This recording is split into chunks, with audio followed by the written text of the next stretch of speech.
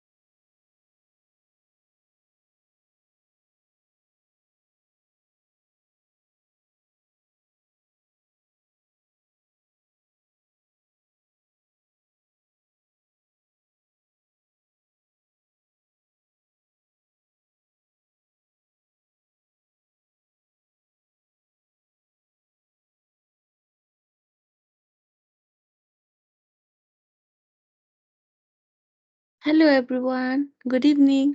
Hello Gorak. Hi, hi Nirsa, everybody. Hi Nirsa. Hi Gorak. Everyone. So we can start the session in a few minutes. If you want to ask me something, if you have some questions, yeah, we can discuss before starting the session. Hi Otherwise, I'll. Gorak. Yeah, hi. Sorry, hi Gorak. Can I share my screen? Yes, sure, sure, please.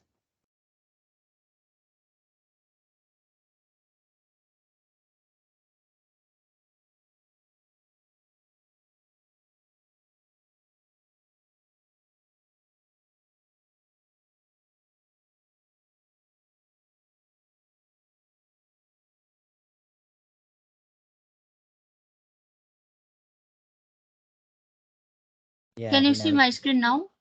we can see your screen. Oh. And yeah, I got a problem on installing the AN. Yeah. Installing means, did you clone this one? What is the problem? Can you tell me a little bit more?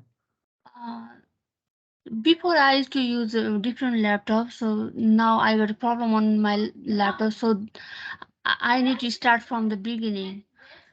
Okay. So I'm just connecting and Ra- just a minute, sorry for the noise.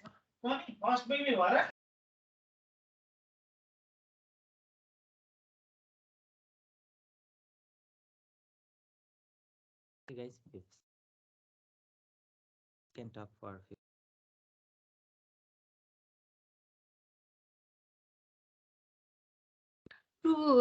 To connect with the React before I need to start the N also, right? Yeah, you need to go to the particular folder first, right? You need to go inside create react app. So you need to type cd and space in your terminal. You need to go inside create CD react. and space. Okay, hold on. I'll do CD and space. And the name of your folder, where do you want to go? You want to go inside create react app, I Creator, think. yeah. Yeah, but what did you do? How these folders are there? I can see node underscore modules outside this folder. What is inside that create react app? Can you expand that one, that folder?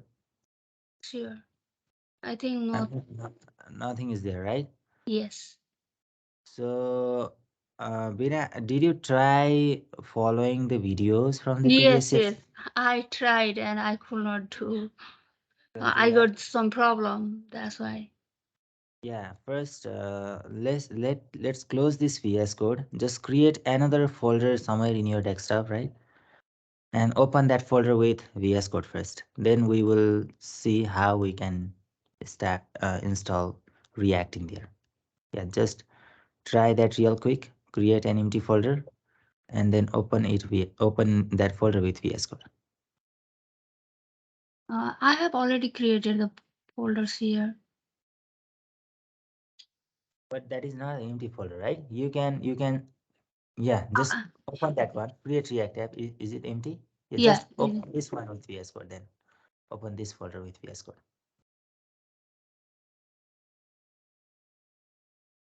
Okay, I think somebody here in this session, if anybody can help, then it will be great to review for others as well. Can somebody assist Bina to install React app? How we can install React in there?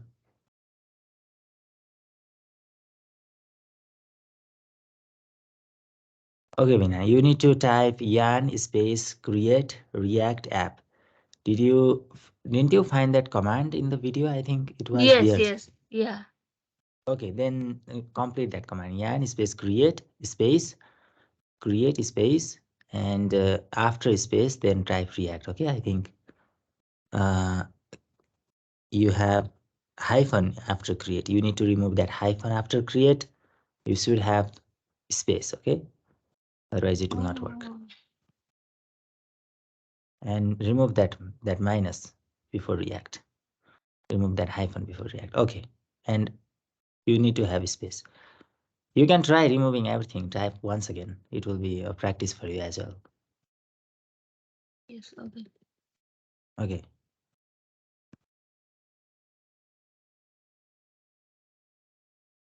So can I press enter? Yeah. Yeah. Yes.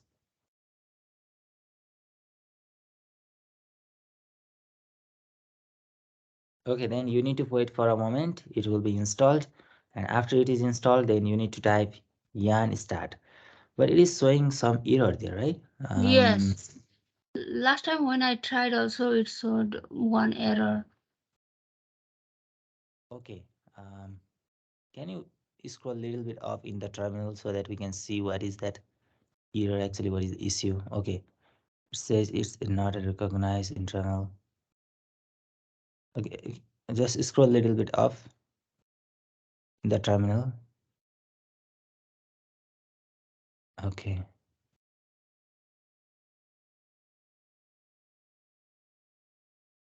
Yeah.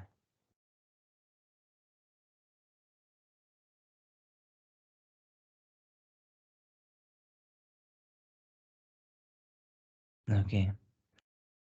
I think, yeah. Did you download the N already? No, I have not downloaded. Okay, so you have to download the N first. Can you Oh, can you type npm? First, check the okay. version of the N if it is present there or not. Okay, Yeah. Oh, First, let's. yarn yeah, space hyphen V. I think hyphen, it was there. Otherwise, it shouldn't start downloading, right? Hmm. Yeah. It's already downloaded. I okay, think no, you have some problem with that path. Maybe we can try. I will see to you after this session and we'll fix your problem. Okay, Okay. okay, I all think right, no problem. we couldn't connect last time as well, right? Maybe Yes, we yes. can connect this time and fix Hmm. it. Okay, sure, Okay. no problem.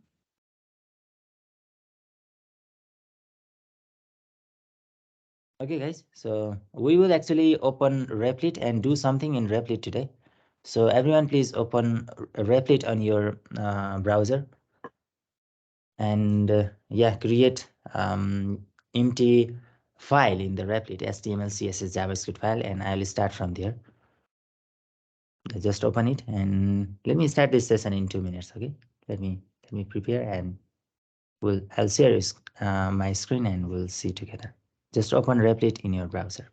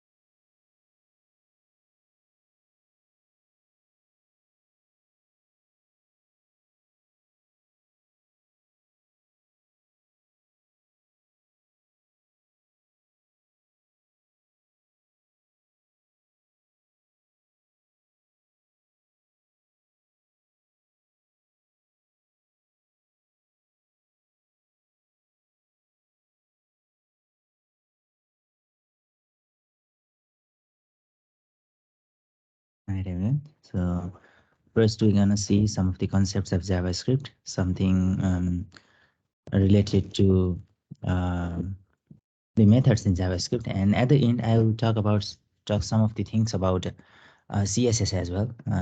Something you need to actually do it yourself. But let's first focus on those JavaScript things. They are quite important to understand. Today we will see concepts regarding arrays as well as objects.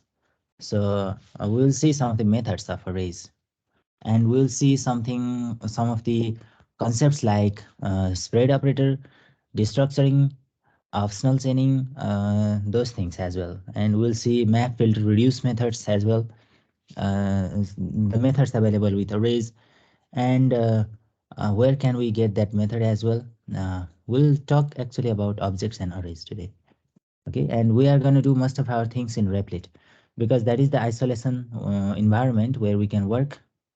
Later we'll come back to React and implement that in React as well, maybe later today or maybe the after today's session.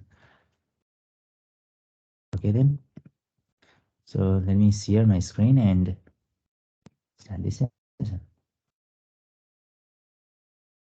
You need to go to this replit.com, and you need to have your account, otherwise sign in with GitHub, and just click here and create HTML, CSS, and JavaScript. All right, this is the isolation environment where we have HTML, CSS, and JavaScript together. Actually, I think, let me see if we have JavaScript as well. Okay, we have this HTML, CSS, and JavaScript.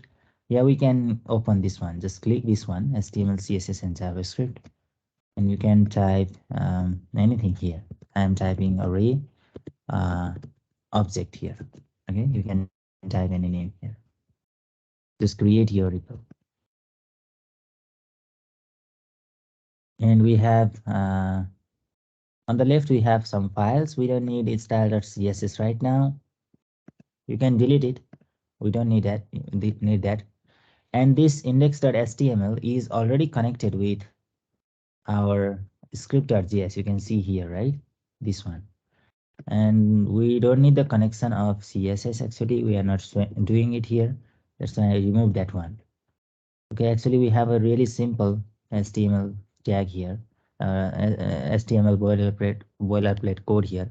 What I mean by boilerplate is already generated. Okay, and we have JavaScript here. We will write our code here in this file. Okay, on the right we have this hammer sign where we can click and open this console. Okay. Okay, let me create a simple array first. Last time we already did this one. Actually, I'm revising once again. I can have some elements here, and that can be anything. Okay, inside array we can have string numbers. That's also possible. Otherwise, maybe I can have first number, maybe some name here, and age maybe 30, and uh, string here, location. Let's say this is just the address of this person. Okay, this has the information regarding this person. That's why I can say some person, some random person whose name is Alex and age is 30 and the address is Kathmandu, Nepal. Okay, so what we're gonna do with this array is we will use some of the methods. So can you guess where can we find the methods which are available with arrays? There are many methods available with arrays. Last time we see push, pop, shift as well. We saw map as well. But where can we see what are the methods, all the methods available with this array? W3 school? Oh, That's what you mean? yeah. Yeah, what is that? W3 school? Oh, okay. Yeah. Yeah, we can see there as well. You can type array methods W3 school. Yeah, that's the documented location. Actually, W3 school is a platform where you can learn HTML, CSS, JavaScript as well, and you can see array methods here. Maybe on somewhere down we can see many available methods with array. Let me scroll a little down all the way here. I cannot see the list, but I can see some of the methods that are used somewhere here. Here it is using slice, and it is, yeah, but all the methods are not available here. Here it is using slice. Here it is using concat. Yeah, we can go in Google and type array methods. Maybe we can find those in other websites as well. Yeah, right here. So free code camp. Actually, this is another great popular platform where you can actually learn many things. And here, let me scroll a little bit down. It is actually using many methods here actually. But this is actually the documentation where you can see how to use those methods as well. But without going to any other website, you can also find those other methods directly here in the console, right?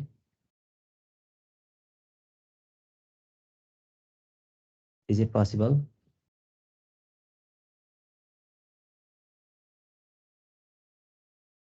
Last time we saw that, right?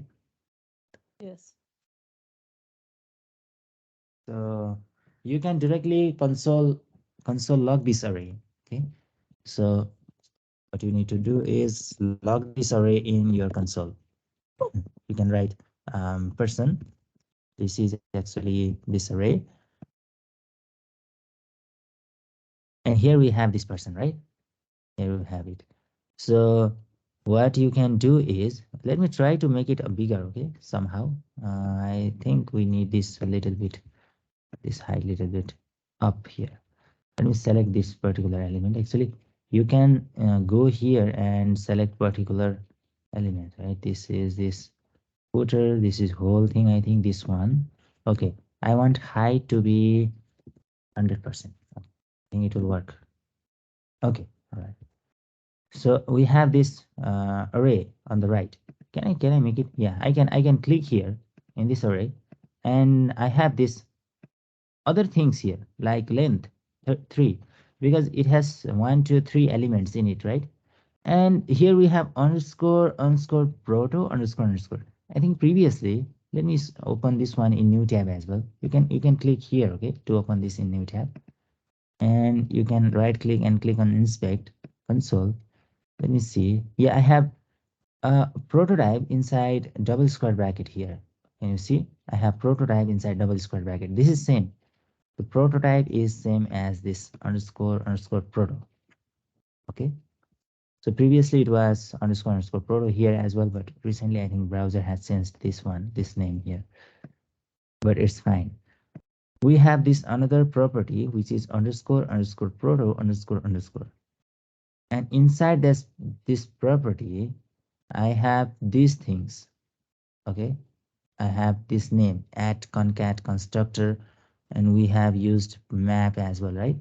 These are all the methods which are available with arrays. We can see directly here, and we can use any methods from there. Okay, if it is the property, let me try to access it directly. Okay, on dot underscore. I don't know it will work or not, but let's see. This is the property, right?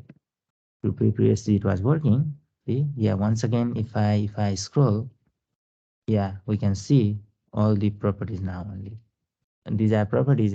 Actually, this is a single property underscore property. Inside that property, we have all the other property, you can say, or in the methods, you can say as well, which are available. Okay, here.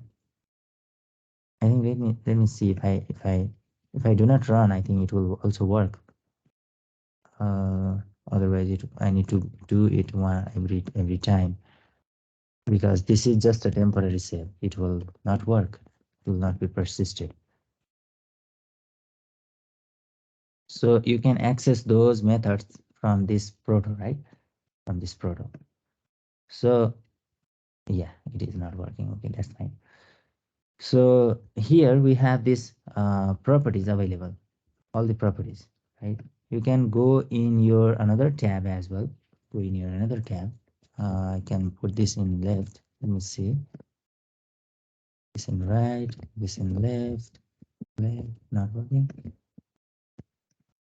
So I think it is in full screen. Okay, to work now. Now I'm going to remove this one and remove this one as well. And what I'll do now is um, I'll quickly open this in. You can do it in VS Code as well. You need to actually have the live server to do it in VS Code. Maybe we will see that one as well. But yeah, now in the inspect, if you go here in the inspect console, now we have 3 array, and inside underscore pro we have all of this. Let me try to. I am not able to minimize this one. Let me put it somewhere here. And we have all the methods available here.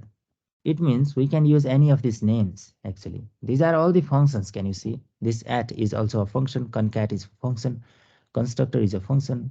Yeah, these all are functions. And if these all are functions, this length is not a function actually, but most of them are functions.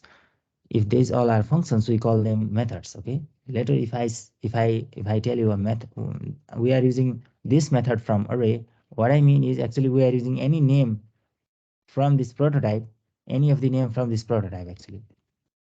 Okay, let's pick one of them. The most useful one is this map method, right? So we can only use this map method with array last time we saw, because they are available methods only with array, right? So we can write person here and dot map. So how can we use this map method actually? Can you tell me? Using array function. Using a function inside here as well, right? Yeah. It means we need a type of function there. Yeah, we can write a function. We can write like person.map p equals to like array, giving the array function. And Array means are you mentioning that arrow function? yeah, Okay, that is an arrow function. Okay, functions are yeah, we map. can do it. So it means uh, we need to type a function in there, right? And what is that function called? We provided that function a name as well.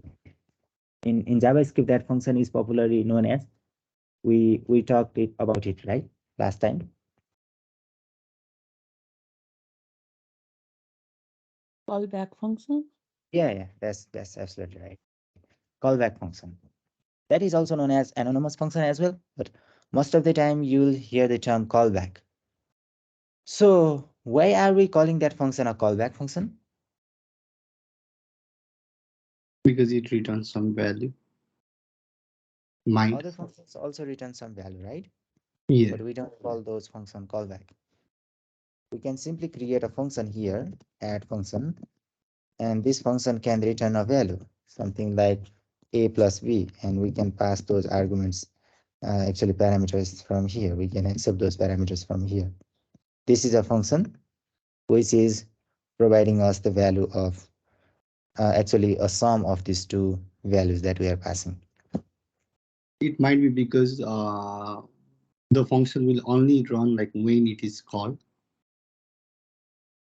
Okay, yeah, somehow closer. Yeah, it will run when it is called, but this will also run when it is called, right? It will not run automatically actually here. Actually, It, that is slightly different. Yeah. it call itself. Okay. Yeah, it called itself. It is called itself. That is actually quite accurate. This is not called itself. Normally, function will not run itself. Okay, we need to call it.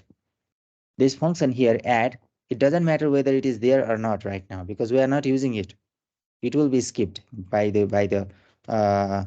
the JavaScript engine. It will not actually run. It will not actually execute.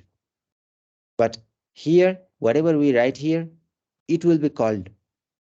So actually map is there to, which is responsible to call this function inside here.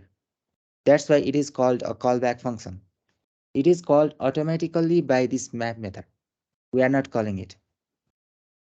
Since map method is calling it, right? We don't need to provide it a name as well, right? Because name is required to a function if we want to call it.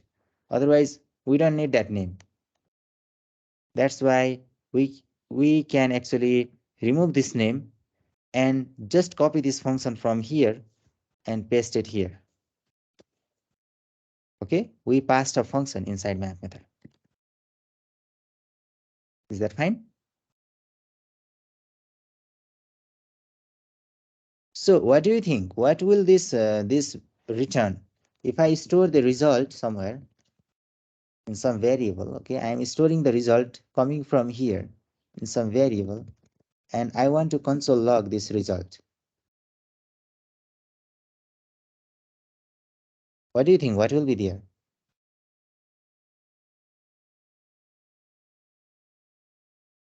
But we need to pass to parameter, right? To argument. Where should we pass?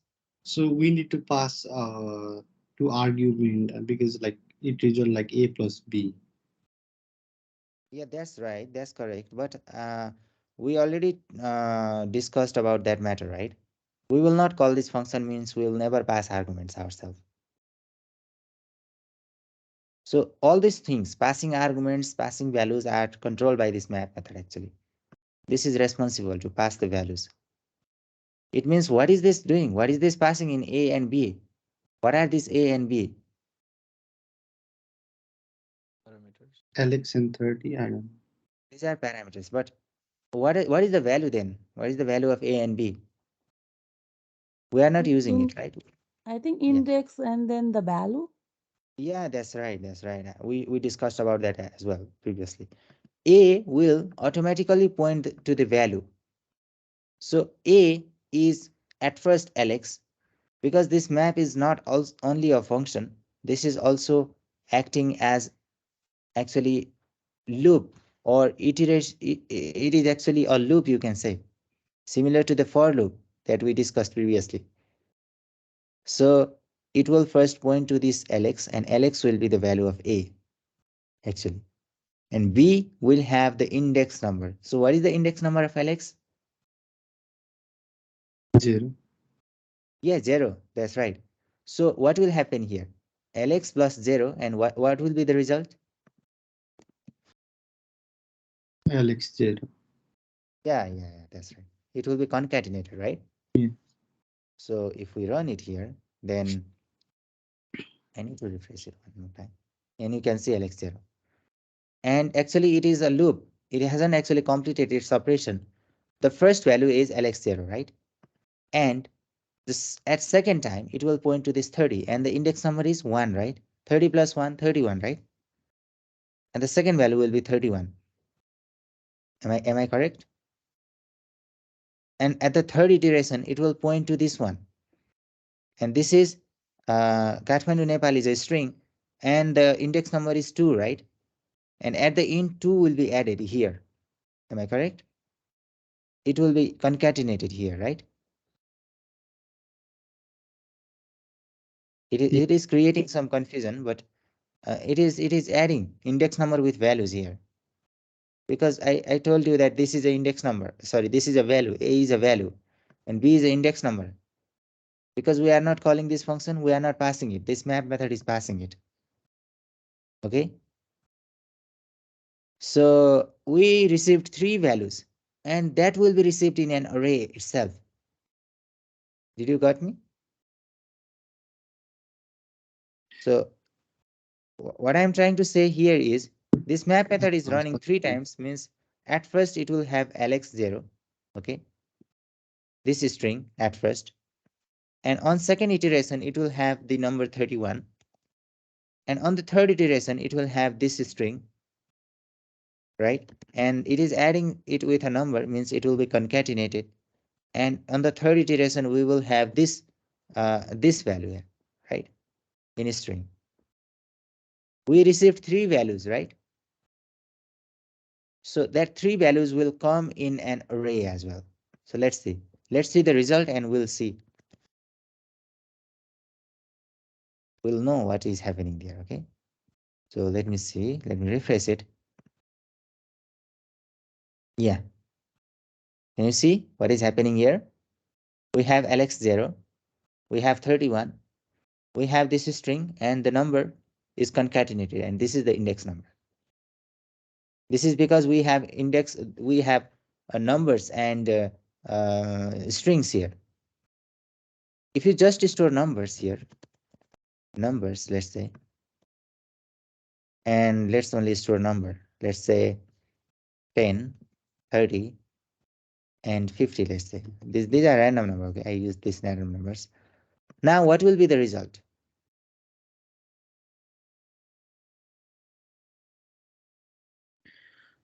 So 10, 31, and 52.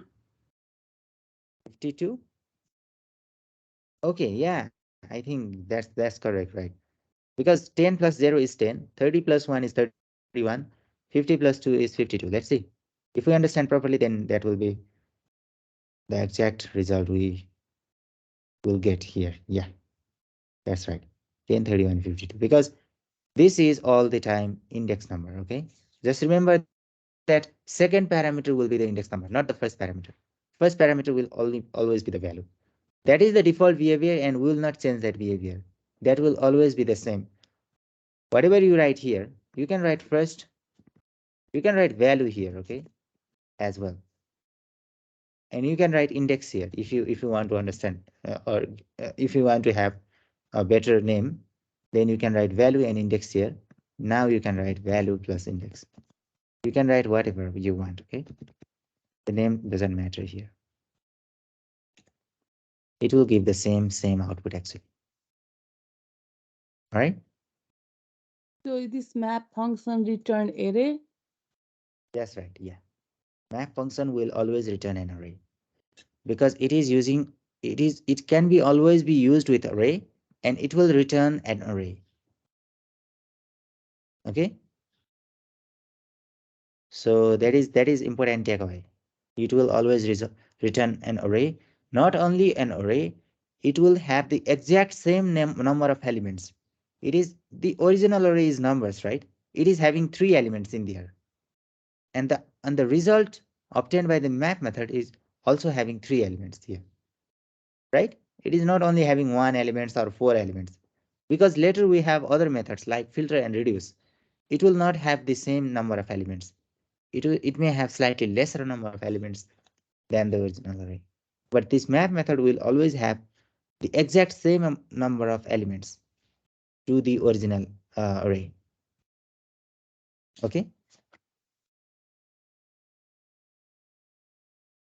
You can write this with arrow function as well, right? Can you assist me? What should I write here to make this function an arrow function? There is another way of writing function in JavaScript, right? Using arrow function. Yeah. Can you tell me? Let me try here first. Previously, it was having name add. So what should I do here to convert this function to arrow function? In place of curly braces, like after add, you can give like the arrow equals to, After parenthesis, right? You mean yeah, here? after parenthesis, yeah. Okay. Arrow. And should I need to remove this curly brace? I think like Uh, it, Yes. it, I Uh, think really not doesn't Parenthesis. matter. Like, yes, you have to use the curly brace if you put the return. yeah, that's right. That's right. Then I don't have to remove it from here, right? Yes. What is the other thing I need to correct here? It is showing something is wrong here. Instead of function, use const add equals to. Yeah, that's right. I need to save it in variable actually. Now it is the proper way. So if I don't want to use return, then I can remove this curly brace. So when should I remove this curly brace? When is this return not required? Can you guess? If the like result return statement is only one line, Yeah, that's right. That's right. So if this return statement, whatever I'm writing here is only one line, or if I want to do something here, something right, sometimes I want to console log or sometimes I want to write some logic here. If I want to write multiple lines here, then I need this curly brace and return. But currently it is a single line, right? I can remove this return from here, right? And I can remove this curly brace as well. Okay, and this is absolutely fine now. So converted that function declaration to arrow function. But here we don't need the name as well, right? For the callback function, do we need the name? We don't need name, No. right? Yeah, we can remove this name part, this part as well. Now this is the simplest form, right? Now I can copy this one and paste it here instead of that old function. This is absolutely valid. This will also give you the same result actually. Okay? Any confusion, guys? Until now?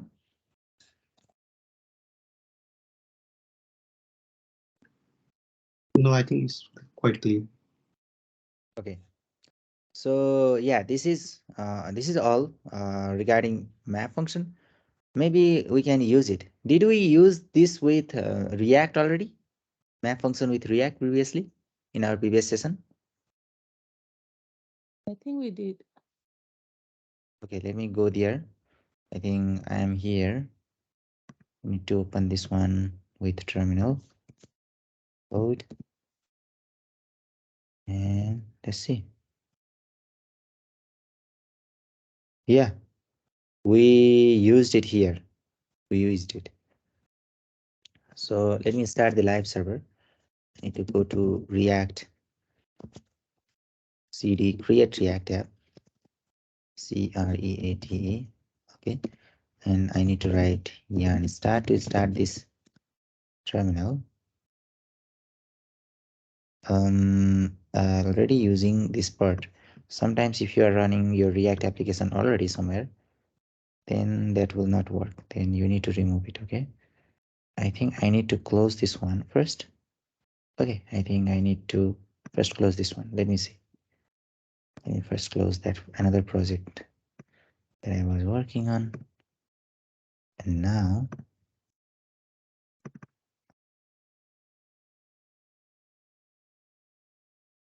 okay, here's the VS Code. I can control C this one and start it once again. I'm not able to minimize this one. And maybe we can try making it full screen. Okay. Okay, let's go with VS Code here. So it is successfully running somewhere. Let me open this one. Yeah, right here. It is running here. So yeah, we used it last time and we saw there we have 5 elements, right? Because five HTML elements are coming here. Because what we did previously is we wrote a div here. Now previously I was writing a plus b in this location. Did you see? Can you see? Here at this location previously I was writing a plus b, right? Currently I'm writing div elements here. Now I'm writing HTML right here because it is possible to write HTML within JavaScript if you are using React. Okay, and this is called JSX actually. This is the location of JSX. Now I'm writing HTML here. So I told you that previously, if you are writing HTML inside your map method, then on the parent element you need to write a property, this attribute called key, and it should be unique. That's why we are providing it the value I here. So it means whatever I am writing will be printed 5 times in our screen, right? Right? So in our screen here, it will be printed 5 times. We can see 1, 2, 3, 4, 5 times. So it means we can write other things here as well. So something like this is 1, 2, 3, 4, 5. You can also create other elements here as well. Maybe um, maybe that's 2 here, and you can write item In the curly brace, I'm writing I, and here now I'm going to print this in another div tag here. Inside here, I'm going to write another div tag and paste it here. So I just want to print this item here. So with this line of code, what will happen actually? I have s2 and div tag. So what will be visible? What will be printed here? Yeah, you can see it is already working, I think, right? It is saved. So you can see item 0 and the value is 10, item 1 and the value is 11, item 2 and the value is 12. So what I'm trying to show here is we can have multiple HTML elements inside one element, which is the parent one. Okay, we need to use this parent one. Otherwise, if you don't have this div, this outer div, you cannot use multiple elements here. You need to have a wrapper. You need to have a parent, at least one. Okay, we have this parent. Then here we can have multiple elements actually. Okay, and this is how we will use map method in React. Any confusion with this syntax here? I have a question. With that div, last time I think I remember you need to write the key, or like it is required to write key. Yeah. So I told you that we need to have at least one parent, right? The outermost div, right? You need to have this outermost div, at least one. And you need to find where is that outermost div. Right now we have this in line number 39, right? So wherever you have this outermost div, you will write your key there. It is compulsory to write key there. Okay, you need to have this key property, attribute name, exact same name. Okay, just you need to write key, and inside this key you need to write the value, which should be unique all the time. It is unique here because all the time means this div is running how many times? The highlighted div. We have array somewhere above, right? I think this is the array we are using, numbers array. It has the element, it has 5 elements, right? So how many times will this run? This div run 5 times. That's why each and every time the value of this thing here, this I here, should be unique. So what is the value of I actually? It's the index. It's the index number. Is it Yeah. unique all the time? Is it not same all the time? No, Unique. going to be from like 0, 1, 2, 3, 4. Right? It won't be. It will never be 0, 0, 0. Yeah, that's why it is unique, right? Yeah. But this is not a good idea to write I here. This is not written in real application. Will not write I there. Yeah. That's not a good practice. But currently we are seeing this is also working. So if you go here and click on inspect, actually I'm using Safari here. It doesn't matter. Okay, just use Google Chrome, and you can see it is working. We don't have any warning here. But if you remove this key from here, and now you have this warning here. It says each child in a list should have a unique key prop. Okay, this is the warning that you will get if you are not using a key there. All right. Any question? So what's the main reason behind using the key in like div element? Yeah, I think I discussed about that as well in the previous session. The main purpose of writing key there is to uniquely identify those generated 5 divs. Okay, to uniquely identify the position of these 5 divs. Because we have 5 divs here, right? 1, 2, 3, 4, 5. You want to track, you should know where are these located on the screen. Actually, React should know instead of you. React should know, right? If you delete this first element, then React should know you deleted the first element. This is how React is built behind the scene. That's why you need to have this key prop.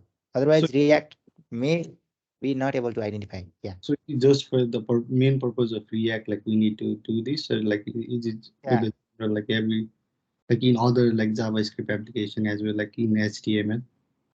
No, no. We need to follow the same Just principle. just to assist React, just to assist React, just to help React, we are using it here. Okay. Otherwise, React is not possible. We are helping React ourselves. Okay. Actually, React should do it itself, right? Why don't those React team actually added this themselves actually? Actually, they haven't added it themselves. That's why we are doing it here. If you write the same name all the time, if I write one here, then it will also not work. It says once again, encountered two children with same key, one. So these all the elements here, they are called children's because the outermost one is parent, right? So that's why all the childrens are having the same key, which is one.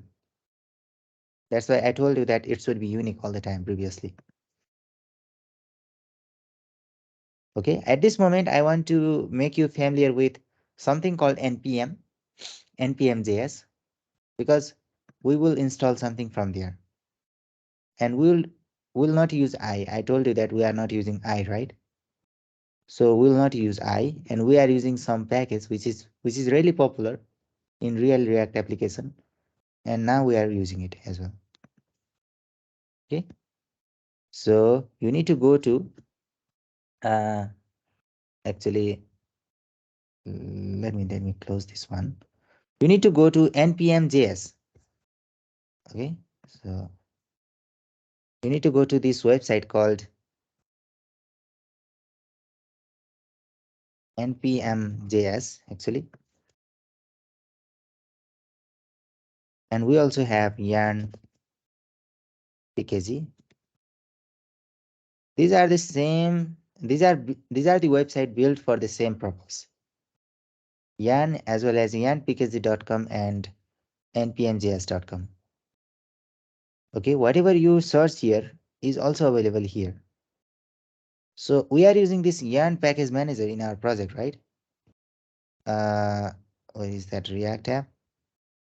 Let me see. We have this yarn package manager. You can see yarn.log. We are using yarn package manager in our project. That's why we will use this yarnpkg.com.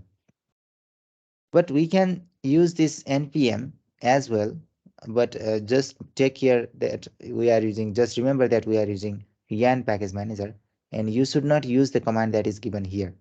You should use the command that is given here. Okay, whatever I am talking about is actually doesn't make sense unless you use some or install some package. Okay, so let's install one package that is called uuid.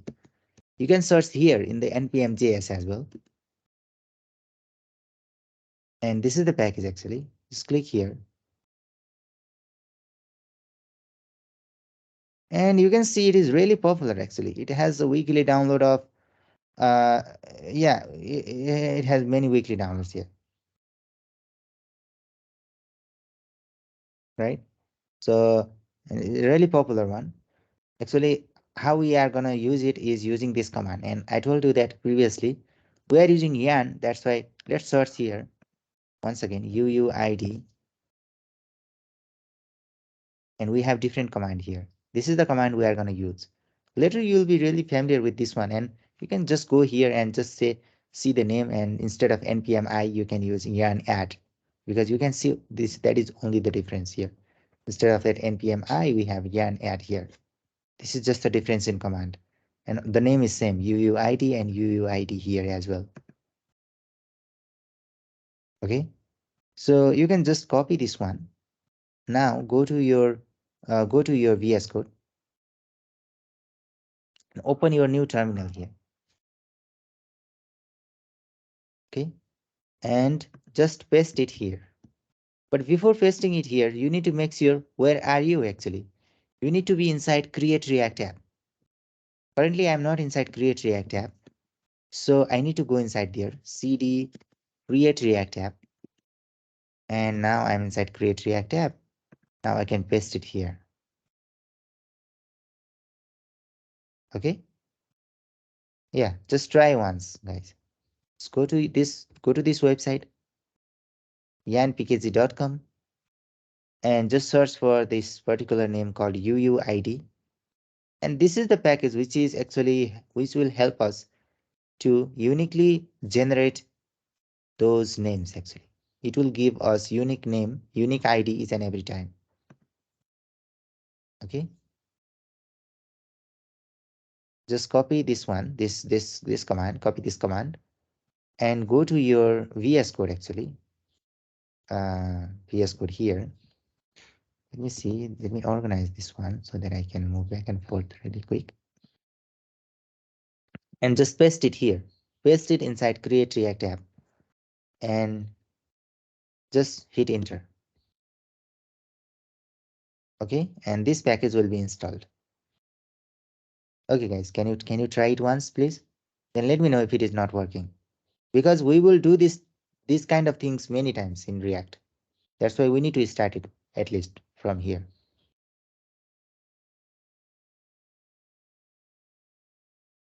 Okay, can you do that? Can you please install it? Install this dependency, install this package, you can say. And once you install it, you'll go to this package.json and you'll see, let me see, where is this saved? Maybe it should be available in dependency here. Yeah, right here on line number 12. Okay, you'll see something like this, UUID 9, 9.0.0. This is the version number actually. Yeah, just try it once and let me know if it is not working for you. Okay, and then I'll start this from here as well.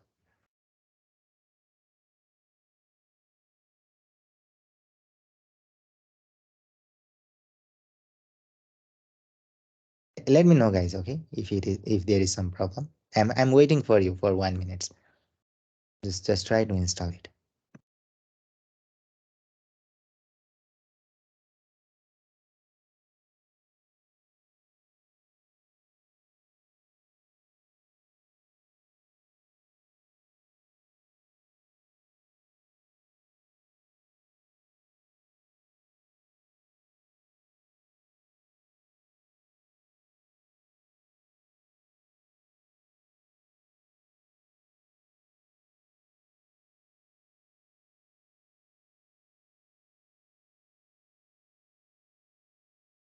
Is it working? Ashish, are you able to install it? Yes, I'm installing it. I think I could. Yep. Can you see this version number there in package.json? This line inside dependencies. Try to open this package.json file and maybe you'll see this line.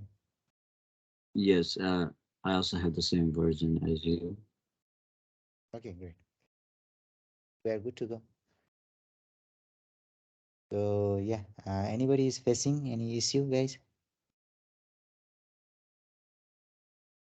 Sometimes I'll randomly call you, so let me know if you have some issue, okay?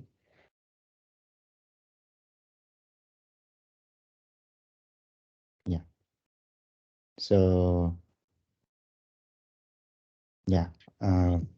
Yes. So I got a problem. Can you go from beginning? So what's the name of the CC UUID? Oh, you need to go here first. Yan PKG, are you here? Let me check here. You can type Yan PKG on the browser, on the Google.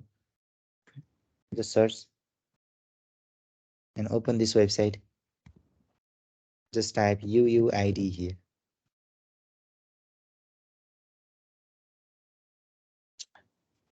Actually, these are the packages available with JavaScript. Most of the time, we will see JavaScript related things inside npm.js or npkg. Actually, this is also built by Facebook, the Yarn, but this npm was previously there. It was before Yarn. So, but these are the same website. You can either search here or search here.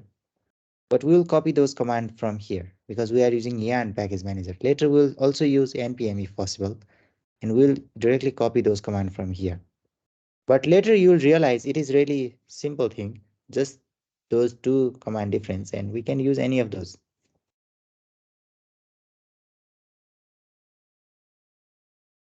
Okay, is your problem solved?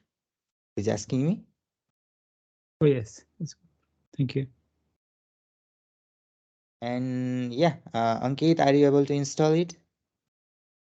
Ankit Parajuli, right? Are you here, Ankit? Uh, and I think Bina may be not able to do it because she has some problem installing React previously. Daya, what about you? Do you have some issue?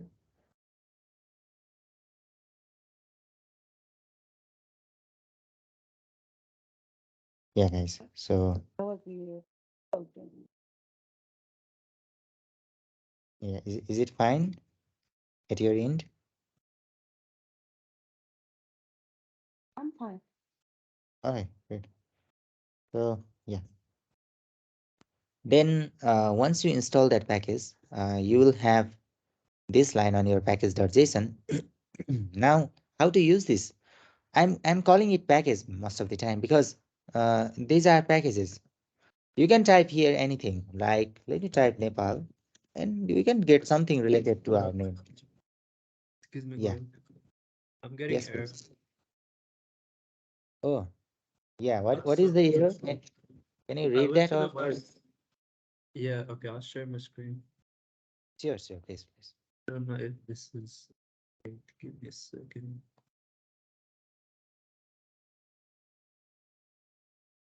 Right. So I was here and I typed in this, install this, right? No, And no. this is You need to copy that another command, yarn add. which one?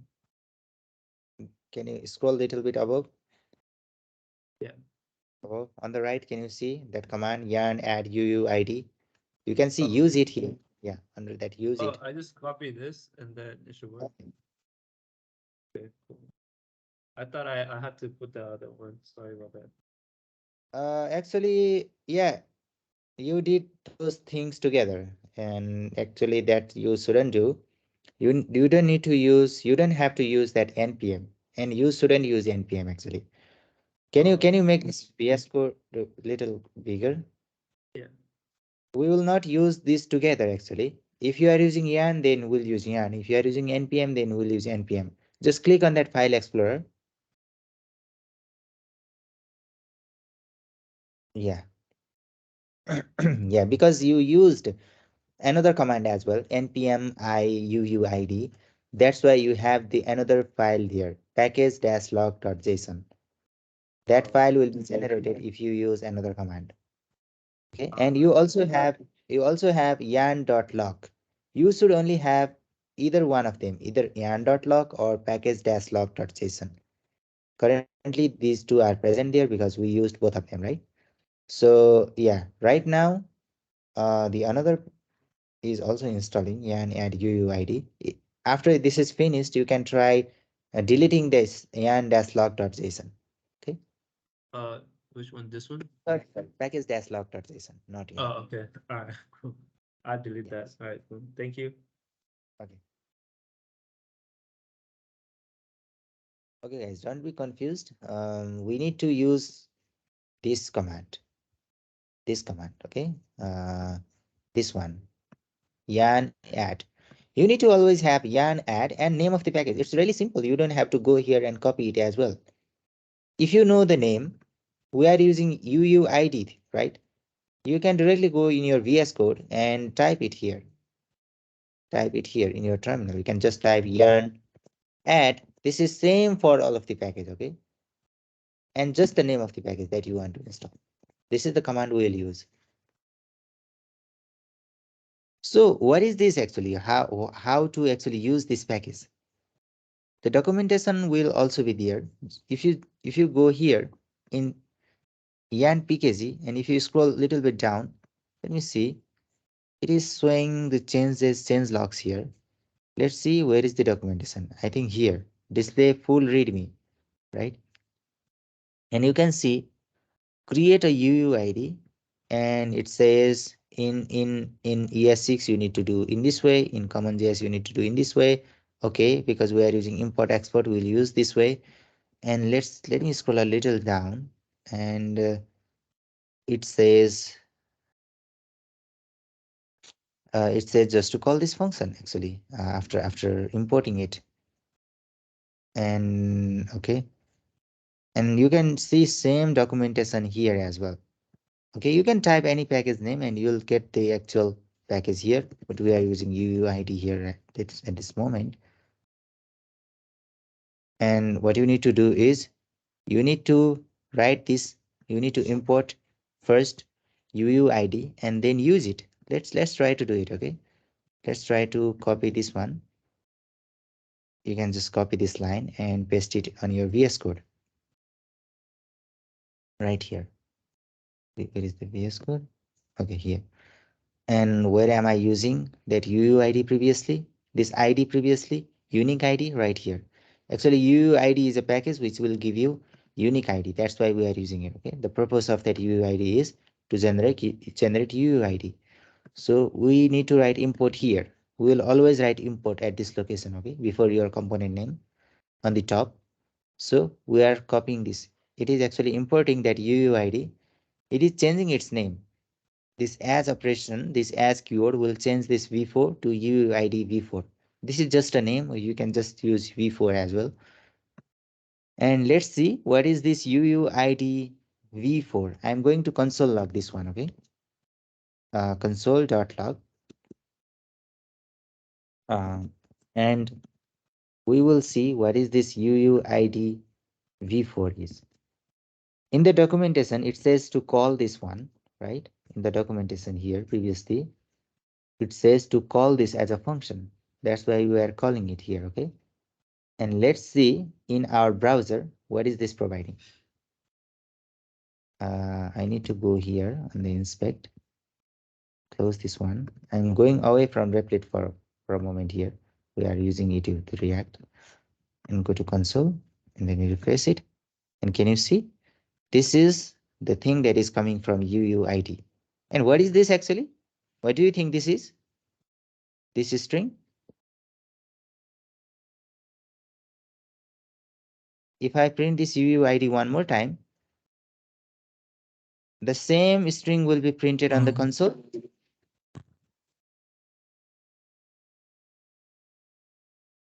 No. Actually, it will be unique all the time. If you see here, this one and this one are completely different, right? That's why we are using this package called UUID to generate unique ID each and every time. Okay, so why do we need this unique ID anyway? Because we are using unique ID here. I told you that key should be unique all the time. That's why I can call this function here UUID v4 right here. So this is providing us unique ID each and every time. And this is unique all the time. You can see here, previously it was 89, currently 89 and B6. And if I refresh, this is changing each and every time, and these two will never be same. All right. Is this fine? So I can get rid of these things for now. And because we don't need this anyway anymore here. Okay. Now what we are doing here is importing a package. So we need to import package always on the top. Okay, we need to do write import export here, and we are using this UUID actually instead of that I here. Now we don't need this I. I told you that we are not using I in the real production environment. It is not a good idea to use good approach to use that index number for key. Instead, you can use this UUID package here. Later, we'll also see other alternatives as well. But this is used in production application, and this is a most popular package here as well.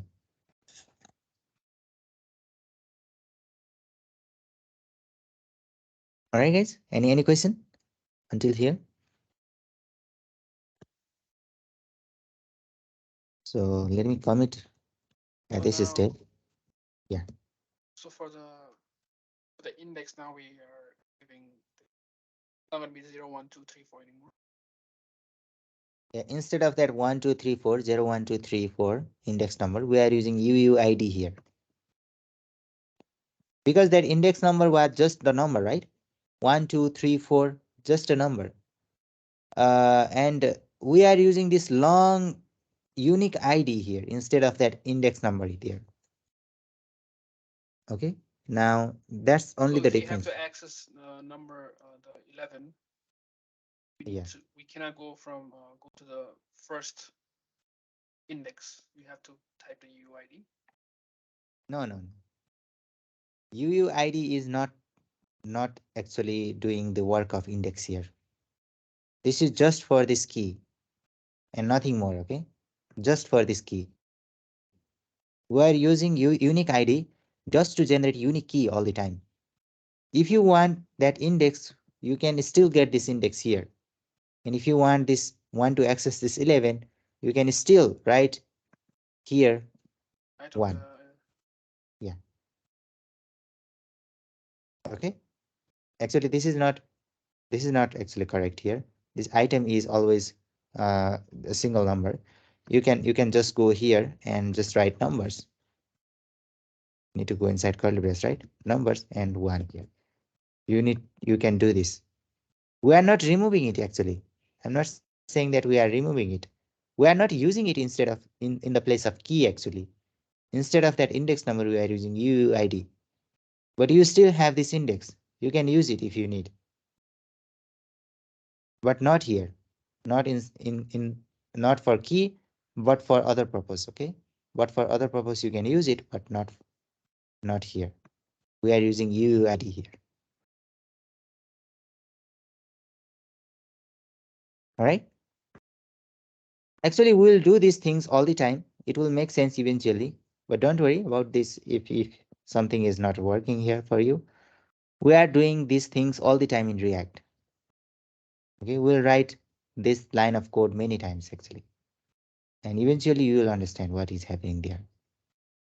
For now, what you need to understand is this key is required and it should be unique. That's why we are using this package called UUID. Okay, and we still have index here and we can use it. All right. Any more Give us questions? 1 second, please. Yeah, sure. Second, I guess.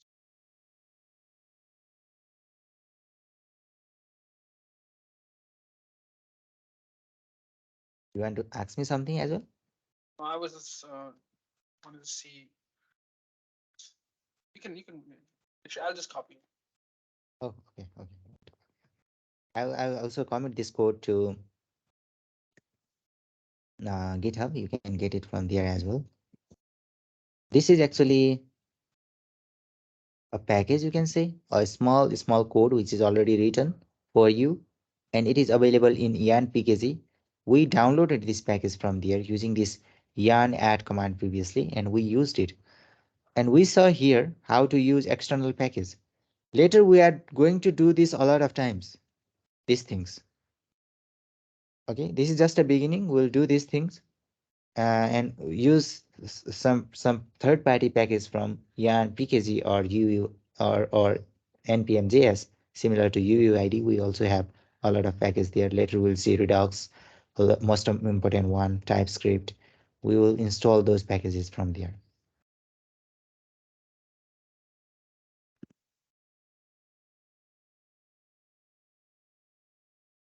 Okay, any question here? Now we understand the concept of map and used it here in React. Once again, let's go there in Replit and let's see some more concept actually. This is a map method. We still have other methods here as well, right? If I go, let me bring this one. If I go to new terminal, sorry, new window here, and if I see other methods available with array, we used this map method from here But we still have other methods, like uh, we have this filter method somewhere, let's say here, filter. This is slightly similar to map method, but it will filter our elements. It will filter out our elements. I told you that previously, map method will return the same length of array to the original array. It means if we have three numbers here, this map will also return three elements. I have three elements inside array. Map will also return three elements inside array. But with filter method, it will not return three elements. It is not, yeah, it may return, but it may also not return three elements. Okay. So let's see how to use that filter method. It is also really important in React. So let's see this filter method. I told you that this is similar to map method. Now what you can do is just copy this line of code and just replace this map with filter. This is result map, you can say now, and this is result filter. And let's see what is the difference here. I'm going to print this result map first and result filter as well. Currently, there will be no difference. Let's see. Let me run this one. And oh, we have slightly different output here. And with filter method, we can see that we no longer have access to this index number here. So let's try to print what is coming inside A and B, inside A and B here. So we can actually see the values of A and B. For that, you need this curly brace. You can still write return statement and return the value, but you have the access of those A and B now. Let's see the value of A and B. Actually, um, slightly different output is coming here.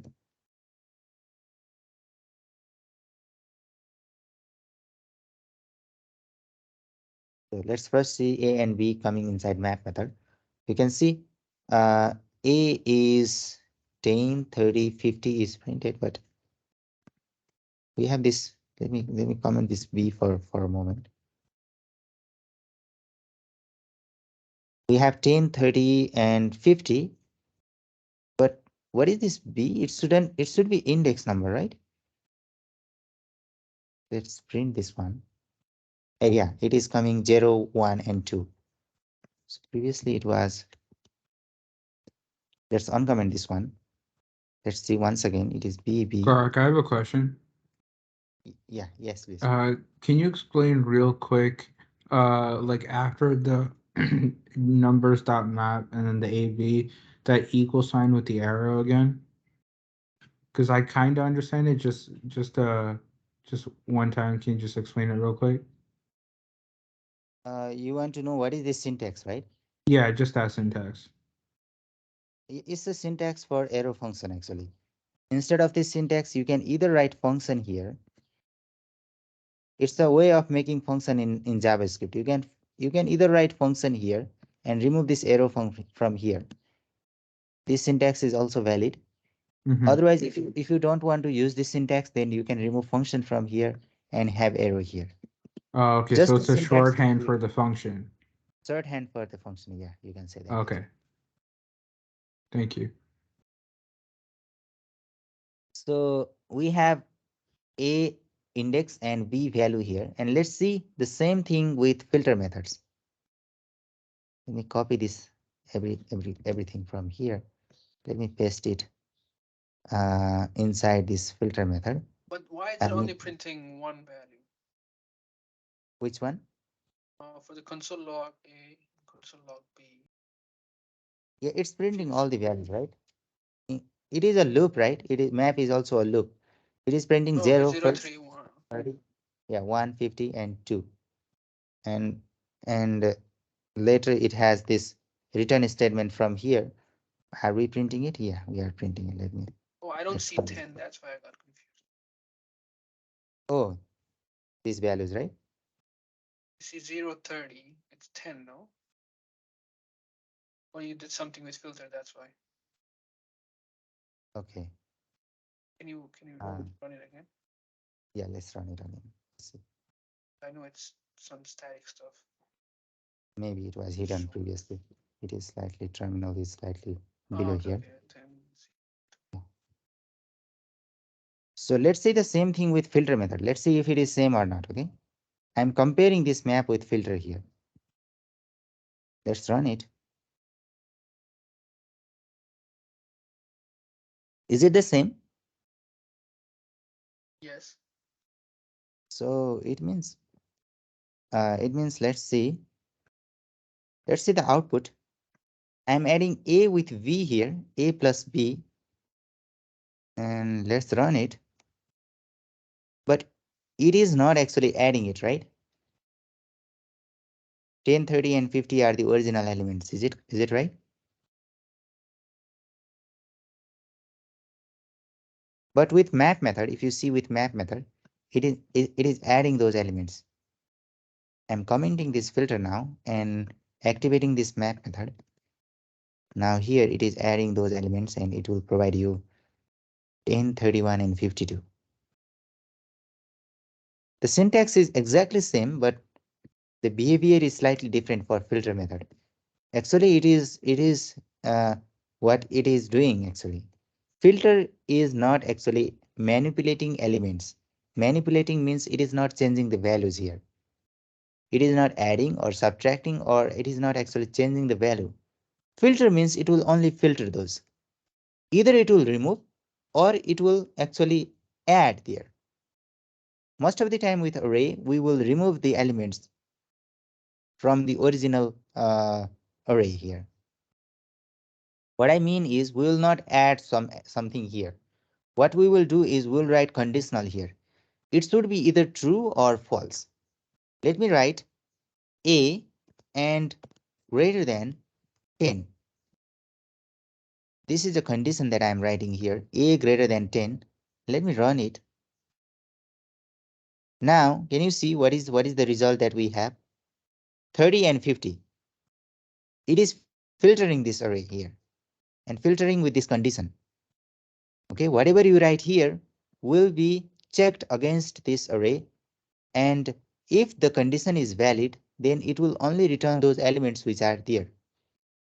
So a greater than 10 is not valid for this one, right? First value, right? The first value 10 is not greater than 10, right? Am I correct? If I write 11 here, this is now greater than 10. That's why I'll get 11 as well now in the console.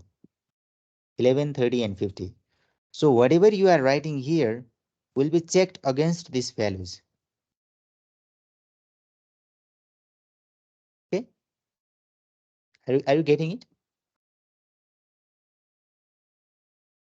So why is So this?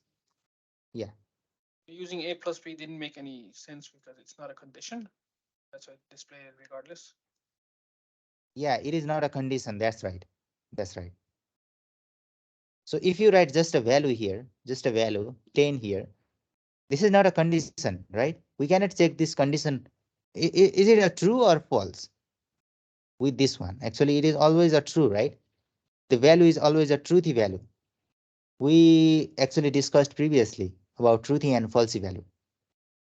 Falsy values are null, undefined, zero, not a number, right? Those are falsy values, empty string.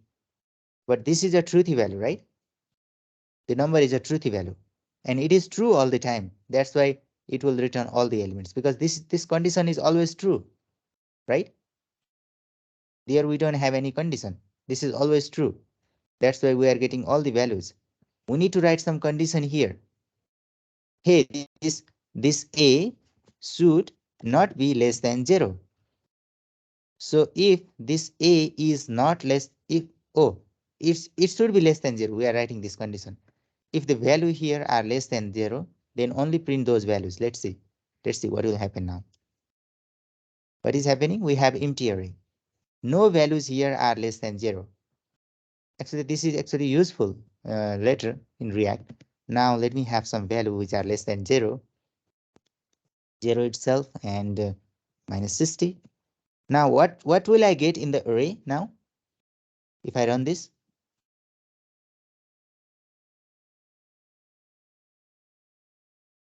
what will be the output of this result filter?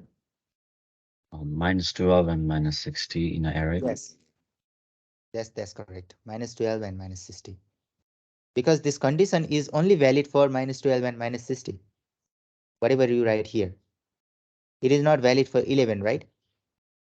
A means every element. Every element means 11. Is 11 less than 0? No. Is 30 less than 0? No. 50 less than 0? No. -12 less than 0? Right. This is correct. That's why we are getting -12. So every element in your array will be checked against your condition here. All right. Does it make sense, guys? So, yeah, Gorak, I have a question. So we're saying filter A comma B, right? So A would be the every element, and B in this case in the filter the parameter would be condition, or No, what's no. the B part is of still example? still index number, but we are not using it. It is not making sense here, Okay. right? We are not using it. That's why you can remove it from here. Okay. We are not using it. But this is still an index number, you can say. You can write, you can write uh, here A is greater than B. You can write something like this. A means each and every element, B means index number. For this element, A means 11, B means 0. Is 11 greater than 0? That is correct, right? It will result true. That's why we'll see 11. Is now 30. 30, A is 30, B is 1. So is 30 greater than 1? Yes, then we'll get 30 there as well. Now 50.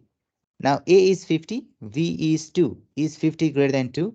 That's also correct. Then we'll get 50 there in our output as well. Now for -12. So A is -12. So B is, what is the value of V for -12? B is index number actually. What is the index number for -12? 3. 3. 3. So yeah. Is -12 greater than 3? Mm. That is not correct, right? That's why we'll not get this element in our output. So for 0, A is 0 and B is 4. Is 0 greater than 4? That is also not correct, right? That's why we'll not see this output, this in our output as well, in our array as well. And we'll also not see 60. Let's see. Let's run it. And we are only getting 10, 30, and 50 because these only are true. These are false. I have a Okay. question. So when you have A comma B, A is the value in the array, and then B is the index number of that value. Yes, that's right. That's correct. Okay. At the same time, this will be the value, this will be the index number. For this element, A is 11, B is 0. Okay. So why do we need filter then? Sometimes you want to filter, let's say that we have some numbers here. I'm writing 1, 2, 3, 4, and sometimes let's write up to 6. You only want even number from here, odd number from here, let's say. So let's say that we only want even number from here. So what should I write the condition here? If you only want even number from numbers, can you guess what should I write here?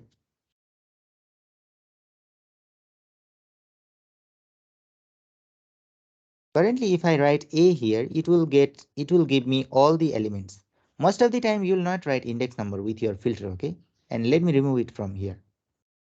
And we know that A is a value, B is an index number. That's why I'm also removing this one. But currently, I'm only writing A. This will give me all the elements 1, 2, 3, 4, 5, 6. But I only want even numbers from this array. So what should I write here? A condition for even number. What is the condition for A, even number? A modulus A mod 2 2 equals to equals 0. 0. Somebody said that A modulus, and this is Two. a Yes, mod 2 equals 0 2 equals 0. It would be equals equals equals and then 0. Yeah, you need to write 3 equals for equality operator, okay?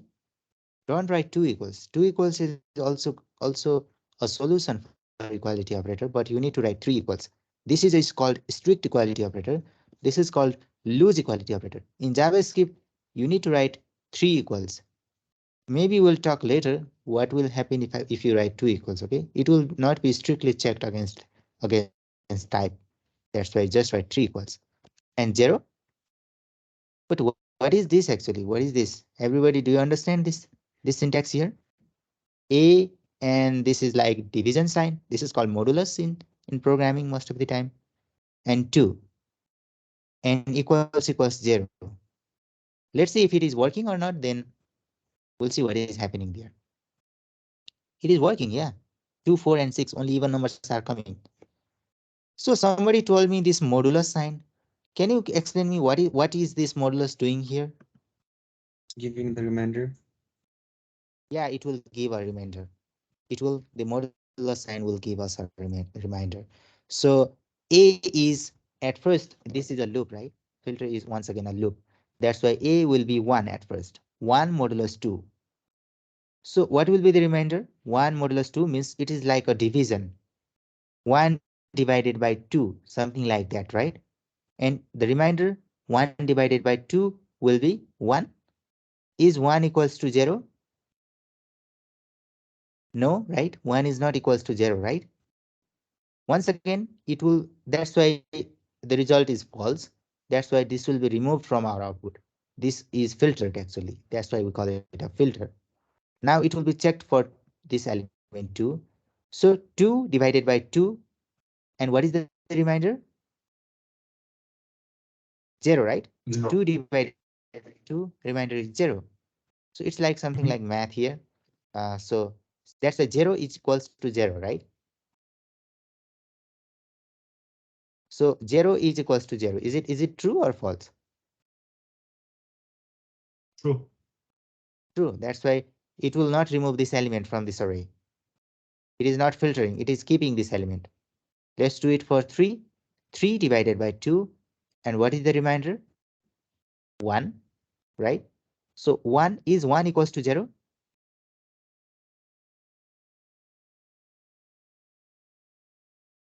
1 is No. not equals to 0, right? That's why it will be removed from here. If you are confused, you can write actual division here as well. If A divided by 2. Okay, sometimes if you don't know the precedence here, you can write it in parentheses. Now this will have the highest precedence. It is like some mathematical rule, right? Division, subtraction. So A divided by 2 is not equals to 0. If it is equals to 0, it will keep them. If it is not equals to 0, it will remove them. Okay, now let's see if it is also working or not. Oh, it is not working. So what is happening here? Actually, it will not give us a reminder, right? Here, No. this will not give us a reminder. That's why it will not be equals to 0. That's why it is not working here. That's why we need a reminder. That's why we were using previously this modulo sign. What this will do is divide this element, whatever we are writing here, by 2 currently, and it will give us a reminder.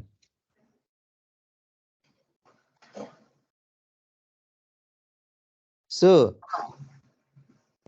if you have some negative numbers in your array as well, now we are using it for different case. Now what should I write here? A condition if I only want to get a positive numbers, not a negative numbers.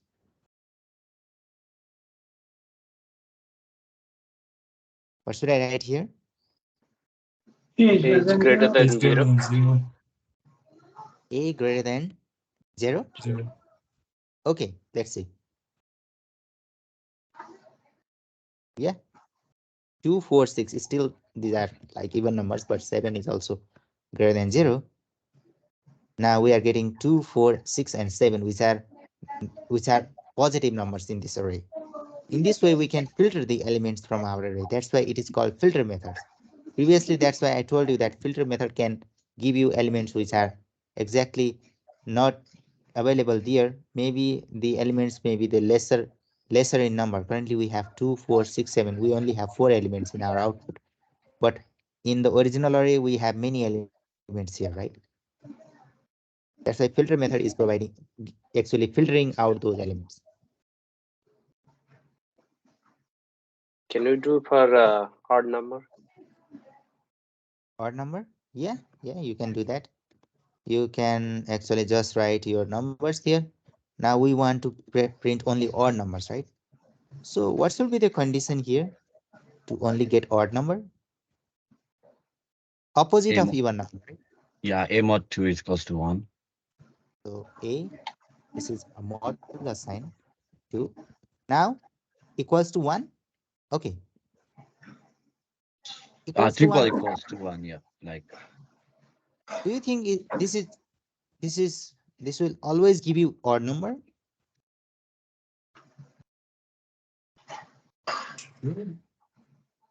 Let's see. Let's see first. 1, 3, 5, 7. These are always odd number. So is it valid for 0 as well? Is it an odd one? That may be also a debate here, right? So yeah, that is acting. This is actually even here. Alternate number 0, 1, 2. Yeah, after each and every alternative we have even number. So yeah, it is filtering. This condition is valid here actually, because we are dividing it by 2, right? It will be, the remainder will be 1 if it is an odd number. That's why it is valid. Can we write the opposite of even? Means can I write not equals to 0 here? Will it work?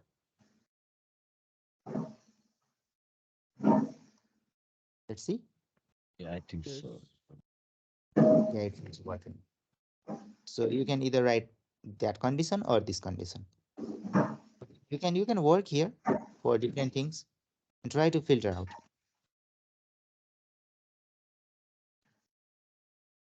All right, guys. So any more questions?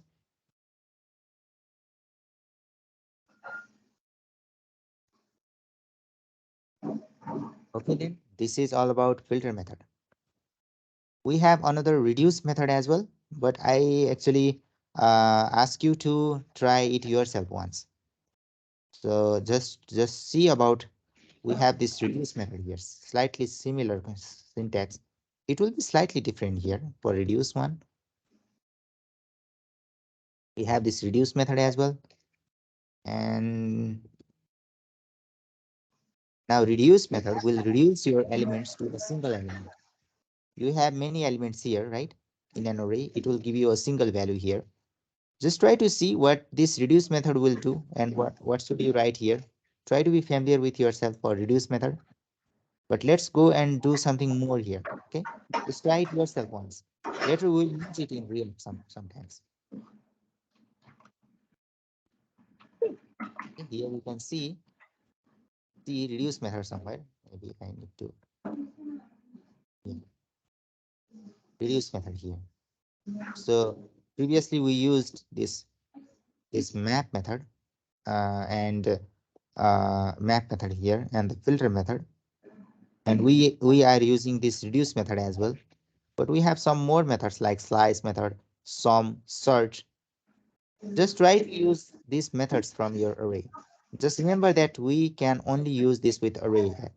We cannot use this with uh, object actually. Okay, this is all about using the methods available with array. You can just go and see here. We have many methods available. If you don't know what to do, for example, you have splice here, right? If you don't know what to do, just go in Google and just write here splice, and you can just write JavaScript, because this is JavaScript method, right? You'll get documentation for splice method. So that this is can only be used with array. That's why it says JavaScript array splice. And you can see what is this doing here. Just click here on try it yourself and just run it. Just see what is this doing. Just try to actually hit and trial yourself. First run this one.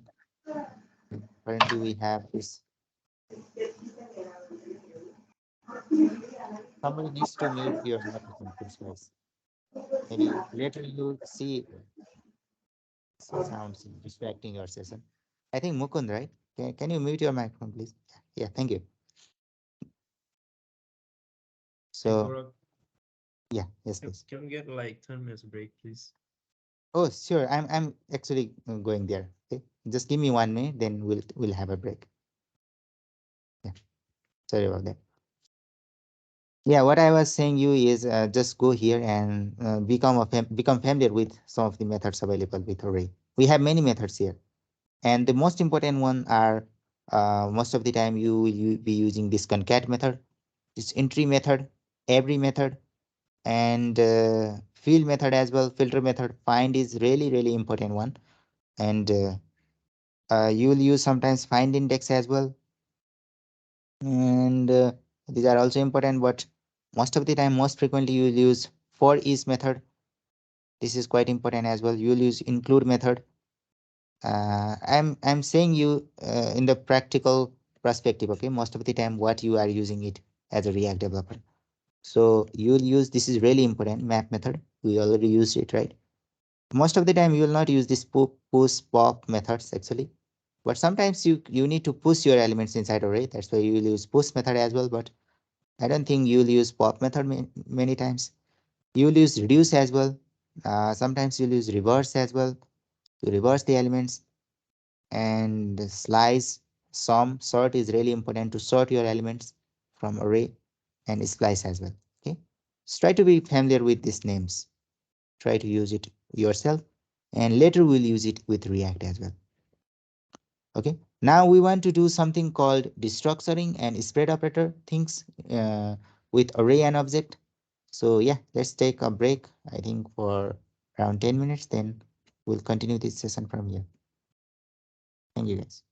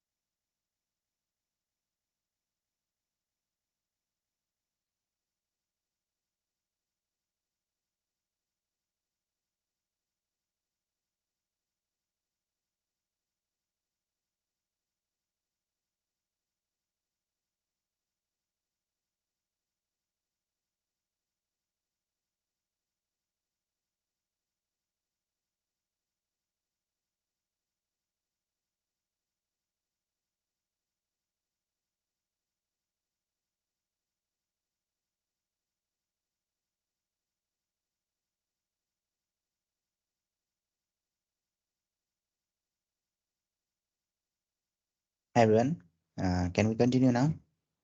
Are you here? Yeah. Yeah. Okay. I'm seeing some of your assignment submission in the bootcamp portal. Is there any difficulty submitting assignment, guys?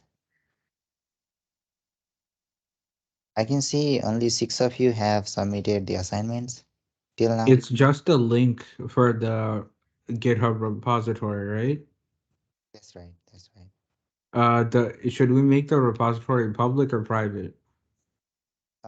You need to make it public for now because I need Okay. to access your repository. Okay. Yeah. I actually wanted to ask a little bit about how to submit it. I wasn't very sure. Okay. So you can make your repository in GitHub, right, Peter? Yeah, I have a repository already. Right there. So now you need to go to our bootcamp portal. Do you have access to the portal already? I Username, do. password? Mm-hmm. Okay. Can you log in now? And what can you see on the dashboard? Just 1 second.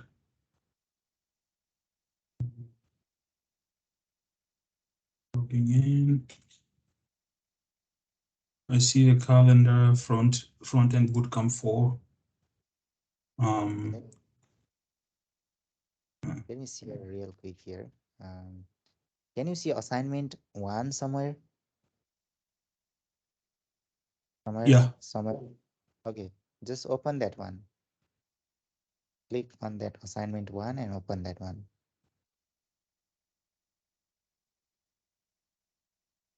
And you'll see something like this. You'll have option to add a submission somewhere there. Can you see Yeah, it? I think I saw that. Mm-hmm. Okay. You need to So click what? on add submission and then give just paste your GitHub repository link there. That's all you need to Okay. do. All right. Yeah. Thank you. Yeah. Yeah. Just paste your link here and submit it.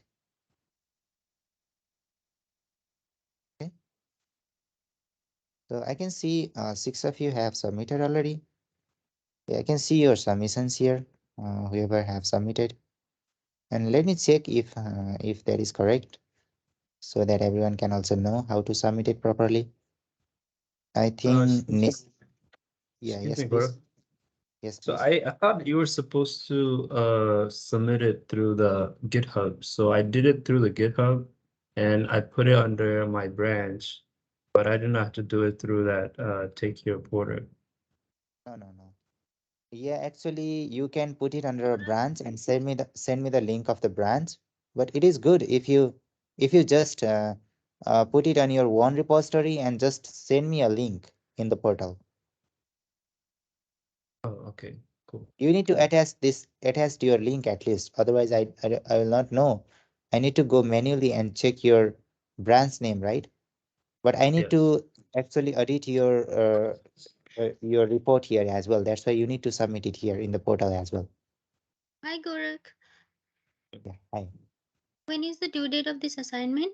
Because I have not received the username and password at. Oh, for that case, I think you need to do it as soon as possible. Just contact Nirusa. She'll provide you Okay, yeah, I already the contacted her, credential but yeah, that's why I'm asking because the due date. When is the due date? I think the due date is today or tomorrow. For it is what is it showing in everyone's calendar, guys? Because Monday here is Sunday at your side, right? Maybe it may be today evening, I think, or tomorrow. What you have. Just ask me if you want to extend the deadline. I'll do it for you, okay? If you are Yeah, not able okay. to. Yeah, okay, thank you. And So Gaurav, yeah, yeah, I'm yeah, sorry. yes. I wasn't here on Thursday. I didn't have not watched the video recordings. So I'm not sure about the details of the assignments. Yeah, just try to watch it. Do you have access to the videos already? Oh yeah, I have, but I didn't have time to watch it recently. I think it will not take that much time. You need to actually access the assignment just clicking this link here. It will be available on the dashboard. Okay, and you'll see the detail there as well. I have attached every resources there.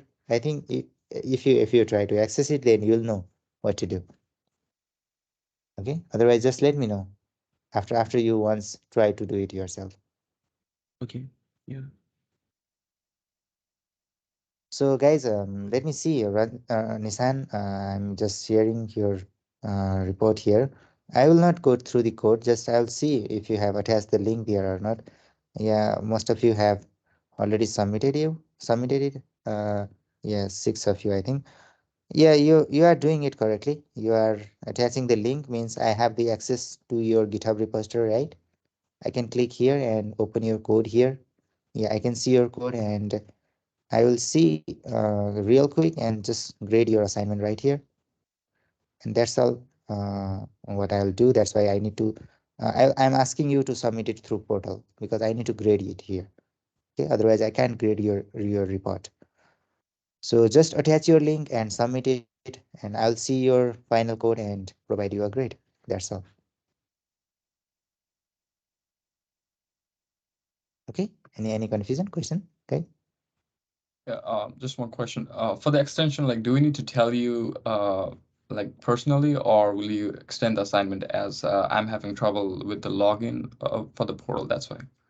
Okay, no worries. Because this is the first assignment, I don't want you to submit it in exact deadline. If you want, then I can extend the deadline for every one of you.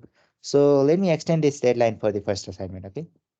But later try to complete it in time because we will have assignment in every week. So that's why it will be added, right? So one assignment after another assignment. That's why I'm better to submit it in deadline. Otherwise, just let me know in this session. I'll extend it for every one of you. Yeah, good. That would be great. Yeah, for this assignment, I will extend the deadline maybe for the next week. Okay, just see it will be extended and try to submit it. Okay. Thank you, Gaurav. So, I had a question. The way I worked on my assignment was I just created a branch from your repository. So, did you want us to create a completely new repository? Because the only way I can share my repository is if I share the my branch. Do you want the whole branch? Actually, if you create a brand new repository, then that will not change later, right? Maybe your branch code will change later. That's why if I try to access your assignment, maybe I will not get your previous code. Otherwise, I will have to do some work there. That's why better to create your brand new repository and Oh, then submit that URL instead okay, of creating a branch. okay. Yeah, I was Yeah. asking you to create a branch because I want you to practice something within our bootcamp, but not for the assignment. Excuse me, Gorak. Can I show you my screen? Like, because I think I'm confused with how to submit it. I don't know if I'm sure it's this link or not. Okay, sure. Show you. So I'm in this, right? So I submitted my assignment here. And like if I go here, I don't this is the link I sent you or No. Where did you submit your assignment? Where is your code actually for that assignment? it's Did in you this directly upload it here? yeah, I Oh, uploaded in this branch. yeah, that's okay if you upload it here. If you are not actually changing this branch later, if you are never working on this plan later, if you don't want to edit this branch later, then you can submit me this link. But I'm asking you to create a brand new repository on your profile, not here inside FDB4. Okay? Oh, okay. All right. So I just go here and then I just create a branch like from here. You will create a repository, not a branch. Okay? You'll create Yeah. a repository and just upload your code in that repository and make it public. So I just go through here and then like click new and then write a new name and then I submit through here. Yeah, you can do it here from here. And actually, I guided you previously. You can do that same thing from VS Code as well. You can create a repository from VS Code as well, right? Yes. Okay. All right, cool. Thank you. Okay. Okay, guys. Any more confusion or any question for me?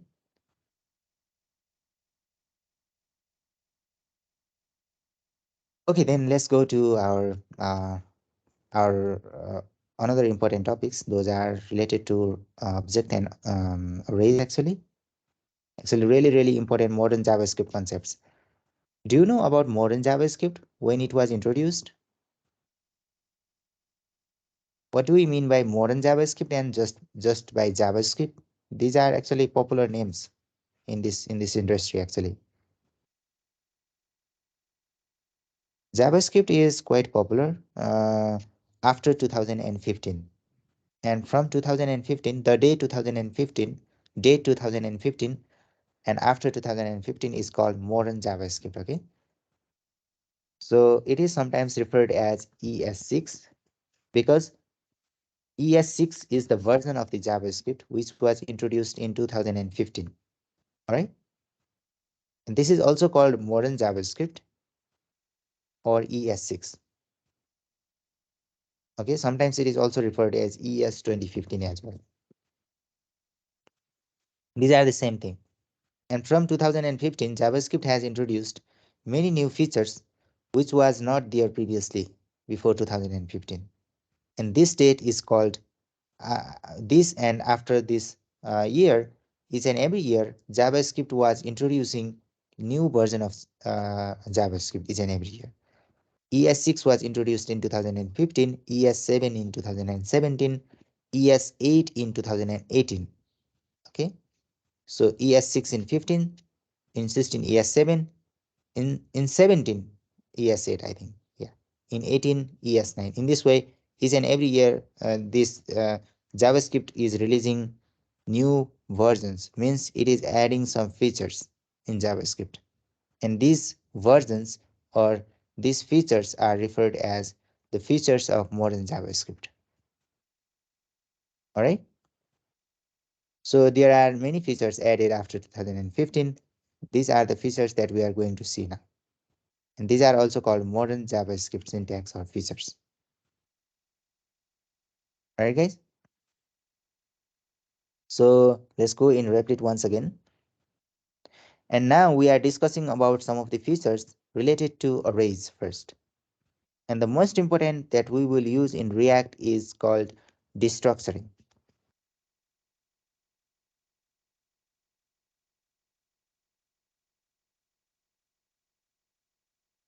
Okay, this is really important one. So you can just real quick search somewhere in Google as well. You will see many resources available regarding destructuring, but we are doing it right now here. So what is this concept and why this concept is required actually? Let's see. We want to achieve something like this. We want to print some variable. Actually, we want to print some values from this array actually. First, what we want to do is store that value in some variable. We want to store this first value in first number variable. And how can I access this value actually? This value, one value, how can I access it? Index number. Numbers. So I By need to using first write index. numbers, Oh, right? And what should I write now? index number. Inside Big square bracket, brackets. right? Inside a square bracket. Inside big bracket, yeah. Index number. And what is the index number? For one, it's 0. 0, yeah. Because I only want to access that first element. That's why it is 0, right? Okay, that's fine. And we have that first element. I haven't printed it because it is stored in this variable but not console logged. You can just try to print it real quick. Console.log and the first number here. Oh, it is not completed. It will give you some auto suggestion, otherwise you can just copy and paste here. Now I have one. In this way, if I want to access the second element But I don't want to directly console log it. I want to first store in some variable and then later I will console log that. That's why I will create another variable here. This is a second number, you can say. So I need to write 1 here, right? For the second number, the index number is 1, right? And you can just see if the second number is also there or not, just by console logging here. And here I also have a second number. Okay. So yeah, that's fine until now. But what if I want to actually store many variables, store these elements in many variables? So I need to do this all the time, right? I am writing this all the time on the right. I'm writing this 2, I'm writing this 3, and I will write third number, fourth number in the same way, right? This is not a good practice, actually. So isn't there any other method, any other way? Do you think there are some way to actually create this variable without writing this const many times, without writing this variable name many times? Is there any way, do you think, already? We don't want to repeat this thing all the time. We want to only create a variable name without repeating this thing. Are you getting the situation here? What is the issue? Yeah, I think we can try no more dot length. Where? We can Like type can I write? no more dot length is gonna count how many we have total. Yeah, it will give us how many we have total, but we want to store some of these variable. Let's say that I want to store these four initial elements. Actually, these are values in some variable. Okay, I want to create four variable: first number, second number, third number, and fourth number. But I don't want to write this const the number all the time. What I mean is I want to actually write this variable name without writing this all the time. Why this is needed, right? Because I want to reference this number all the time. Can I create first number, second number, third number in some simpler way?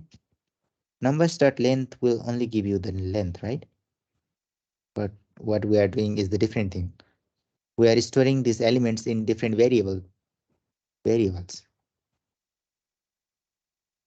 What if we use the filter method? If we are trying to create a new array, uh, and if we try something like map or filter without interfering with the original number, and then just like take the first four elements and restore it using the filter or map method. Filter method and the map method will provide you another array, right? Another array, It's right? isn't it what we're looking for? Can No, we no, use a loop? we just want to store it in variable. Actually, we just want to store the values in variable. Actually, what we want is, let me first do it here. Okay, what is actually needed? We want to have four variables here. Third number, let's say, and this is fourth number. We use the curly braces and all the names of the variables, right?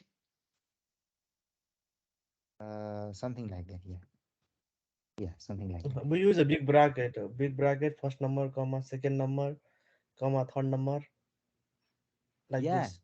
Array something like that. restructuring. That is restructuring. But is there some other way? Because we don't know. Let's assume that we don't know this thing until now because we haven't actually discovered that. Actually, we will do in that way because. But is there some other way to actually print first number and second number, right? I now have all these variables available, right? I can now print them here till fourth number. Now, if I run it, I will have 1, 2, 3, 4 here. Actually, this is a first number. So I have this. I can print it in different line as well because I'm printing in the same console. That's why they are here in the same line. So I'm repeating this thing, right? Const, and I need to track the location as well. 1, 0, 1, 2, 3 here. I need to write big bracket. Isn't there some other way, like can I write here 1 something like this and 2? But this is not a valid syntax, but we want to achieve something like this. And we want to have some variable here as well. Second number, third number right here. Or you can Because try the we don't for want to. Oh, okay, for loop. Let's see. Let's try to do that. Because we don't want to write this const all the time. We don't want to write this number all the time. That's why we are writing it in a single line. We want to achieve something like this. But this is not a valid syntax. We cannot do this. This is not available, right? This is not valid. That's why we cannot do this. Maybe we can try loop, yeah. So for, let's say, this is actually another syntax we need to know. This is not good actually at all. So we need to write this thing as well here. We are writing many things now. So where do you want to go? This is maybe less than 4, first 4 element. And each and every time maybe you want to increment it. I plus plus. I need to write semicolon here. And now what to do inside this for loop? Can you create a variable from here? So now I have to call the value I. First of all, you have to declare the value I equal to 0. So let's say that let's create this variable from for loop. We don't want to create from here. So how can we create this variable from here? Because we want to achieve this thing, right? In a simpler way, right? That's why we are going with for loop. So how can we create these variables from for loop?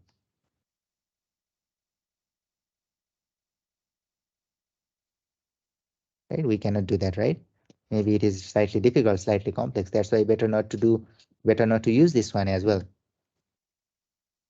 Because we are writing some complex syntax here and try to make variable which is not quite simple for us. That's where destructuring comes. Actually, this is the approach that we need to use, destructuring array. And the syntax is really simple. Oh, okay. Previously, I think so. We can use the for each, right? For each loop, right? Yes, for each loop. Yeah, let's try to do that. If that is the simpler way, then we'll go for that one maybe, right? So how should I use for each? I need to write this array, right? Right. And for each, and then inside for each, this is also important method similar to map. Okay, it is almost similar to map method. Just try to see what is this for each as well, right, guys, yourself. But what should I do here for each? I need to write something like map method a here and return here something. Now what to do here?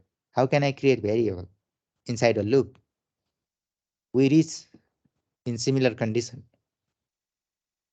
Can I create variable here? Is and every time I want to create first number, second number, third number, fourth number, which is not quite simpler as well, right? So we will not follow this approach as well. So this is really simple actually. What you need to do is create variable inside this square bracket. Now create variable here.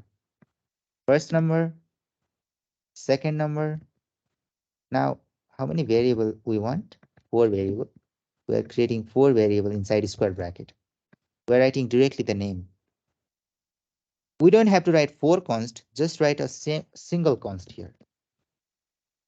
Okay, we have 4 variable inside big bracket. You need to have big bracket, otherwise it will not work. This is not a valid syntax actually. You need to wrap it in big bracket here. Now on the right side, just use array once. So which array you want to use? This one, number. You don't have to write 1, 2, 3, 4, 0, 1, 2, 3 element name as well. And this is the syntax we want to write actually. This is the solution for this problem. You want to create 4 variables, that's fine. Just use it inside square bracket.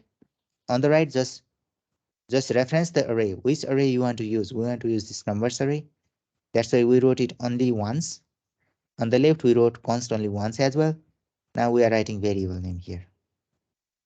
So we are writing everything once here. We are not repeating things. Let's see if first number is available for us or not. Let me copy this one and let's see if it is working here or not.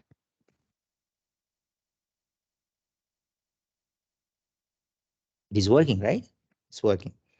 So this is the same condition that we achieve from here, achieve with this line of code and with this line of code. This is really simple syntax, right?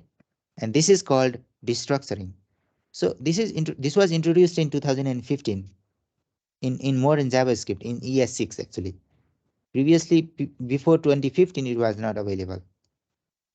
That's why now we can use this syntax to actually access, to actually have some value and store it in some variable. And they should be directly the corresponding elements, okay? First number will always be 1, not 2. First number will point to the first value here. Whatever you write here, this is the variable name, will point to the second value here. Whatever you write here, third number will now point to the third value here. Okay, you can write any name here. You can write A, B, C, D as well. Doesn't matter. Whatever you want to name it. Right? So if you just want to access a first value of an array, then you can simply write first number and now it is available here. You can sometimes skip as well. What you can do is just write comma here. Now this first number will point to number 2 now. This becomes second number now. Now we are skipping the first value. We don't have any name for the first variable. We are skipping with this comma. Now first number will point to value 2 here. Let's see. This is 2. You can have one more comma here. And let's see. This first number will now point to this value 3 here. Okay. So by this comma, it is now it is correspondingly mapping. Here we don't have anything. That's why it was not pointing to first element. Nothing here as well. Not pointing to second element. We have first number here. First number is pointing to third element here. Okay.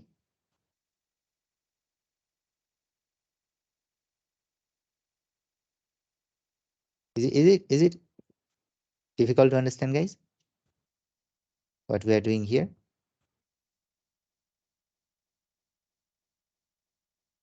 Yeah, did you understand this concept of destructuring? Any question? Guys? Hi, Anything Gaurav. there? Can you explain it again, please? The Yeah. So what we are trying to do here is we want to store this value. Here it can be anything, okay? It can be hello here. This can be country name, okay? It can be anything here. Doesn't matter what value is there. We want to access it. Let's say we want to access this one.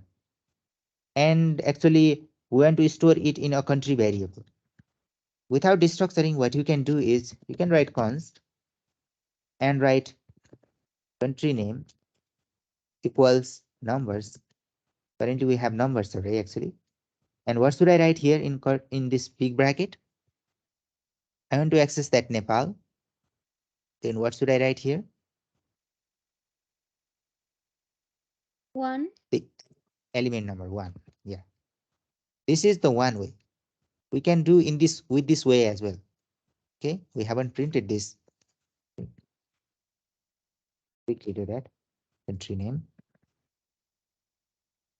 This is the one way actually to print your country name. But we can do the same thing with restructuring as well. Now what we need to do is, let me a little up so that we have some space here. We can do the same thing with restructuring. What we need to do is just write const, but now don't only write the name of the variable, but just write it in square bracket. Now we'll write country name here, and on the right side just write the array where that country name is present. That country name is present in this numbers array, but it is the second element, right? Not the first one, right? That's why you can first skip the first element and just store this country name in the second variable. Otherwise, this country name will point to this hello.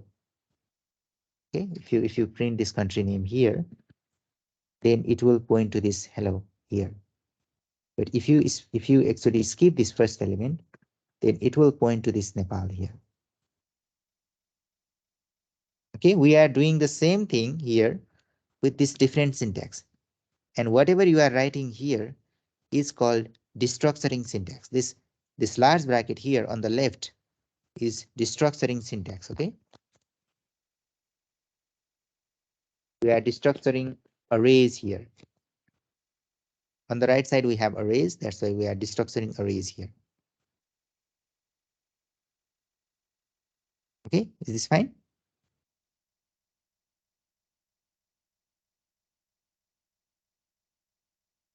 So currently it is not making that much sense right now here, because we are just storing it in some variable. So what's the use then? Why are we storing it in some variable? Sometimes you may not know anything what is coming from here, right? What is coming from your array? You know that it is providing you array, but you don't know what is coming from there. It can be anything, right? I told you guys, it can be anything. It can be a function itself as well. I'm writing arrow function here. So it can be a function itself as well. Now we have array, we have number. Let's say we have number 12 here. Number 12, a string and a function coming from array. Now the third element is a function, right? Let me skip this two element here. Usually you will not write such kind of syntax here. Okay, usually you will write your number here. That is the 12, right? Let's write 30 and let's call it a age. This is age and this is country. The second element is country now. And the third element is a function, right? You can say my function, anything here. Now this age is storing number 30. This country name is storing number, this string Nepal. And this my function is storing this function. You can write any name here, okay? And you can now try displaying these things here. So you can just console log your country. Now we'll have this country here. You can just console log this age. Now we have this age here. And now we will console log this third element, which is my function. And this is just a function, just a function. We haven't called it. That's why it is printing the function itself. We can call it and it will by default return undefined, which we discussed previously, right? That's why we will see it is not returning anything. That's why we will see undefined. If it is returning something, return 100, let's say. Now we'll see number 100 there. All right. So this function is also called anonymous function. And it is not called here, right? It doesn't have any name. We are calling it from here. We are giving it a name here. Doesn't have any name. We can accept something here as well. A and return whatever is accepted. So we can pass anything here. Now let me pass 200 number and it will return 200. So it is possible to have function here. It is possible to have a string here. It is possible to have number here. It is also possible to have object here as well. Okay, now in this object you can say population, and let's say that our population is, let's say, 22 million. Okay, let me add it in a string here. Now to access this third object, I need to provide another name here. This is my object, you can say. You can write anything here. Now once again, I'll console log this my object. And the property we want from this my object is that population. Now let me run it here. And here you can see 22 million coming from here. So here we discussed about two things mainly. The first thing is the element can be any type. The first element is of type number. Second element is of type string. Third element is of type function. Fourth element is of type object. And we can access it using destructuring syntax. What we did is, destructuring sounds like we are destroying something, right? But we are not actually destroying something. We are creating here. We are creating a variable, age. Age means 30. Country name means Nepal. My function means this function here. And my object means this object here. Okay. Is it fine? Is this fine, guys?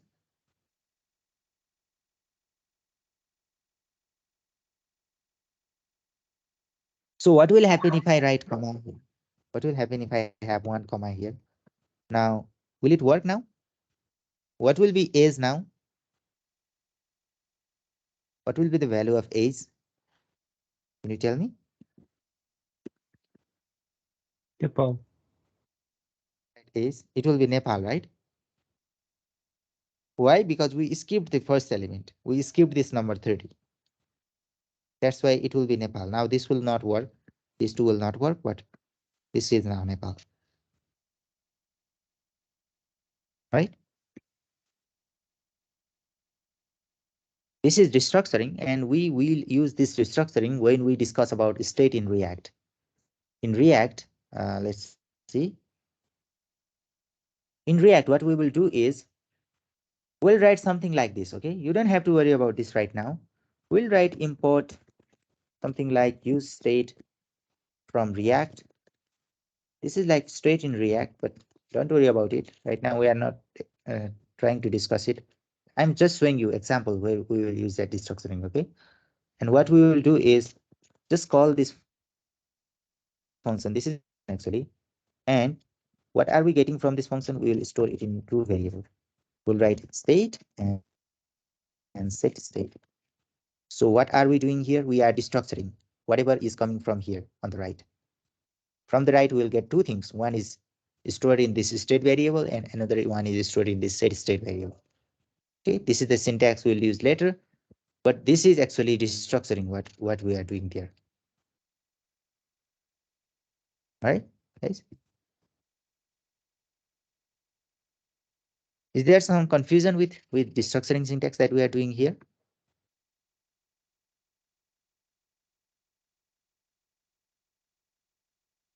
Actually, we are not doing that much complex here. What we are trying to do is, let me do it from very scratch once again, okay? Just try to see what we are trying to do here. We have an array, okay? That array may be anything. We have array. So let's say that we have, let's say names, or yeah, names array. And we can have any name here, like Alex or uh, John. This can be anything, okay? This will be returned inside string. And let's say Ram. And finally, one more. We have four names here. This is just an array. So what we want to do is we want to get this two name in two variables. Okay, the first way is const first name, first name, and names. The first approach is we can write names and 0. And we want second name as well, right? Second name, names 1. This is the first approach. We can either do this in this way, but we can do the same thing by using that destructuring syntax. Now we can directly write first name and second name here. And on the right, we will have that array. This is all what we did until now. This is what we want to achieve. We want to actually become familiar with this syntax. Traditionally, we can use this approach as well, but we can do the same thing with this approach as well. All right. Everything fine, guys?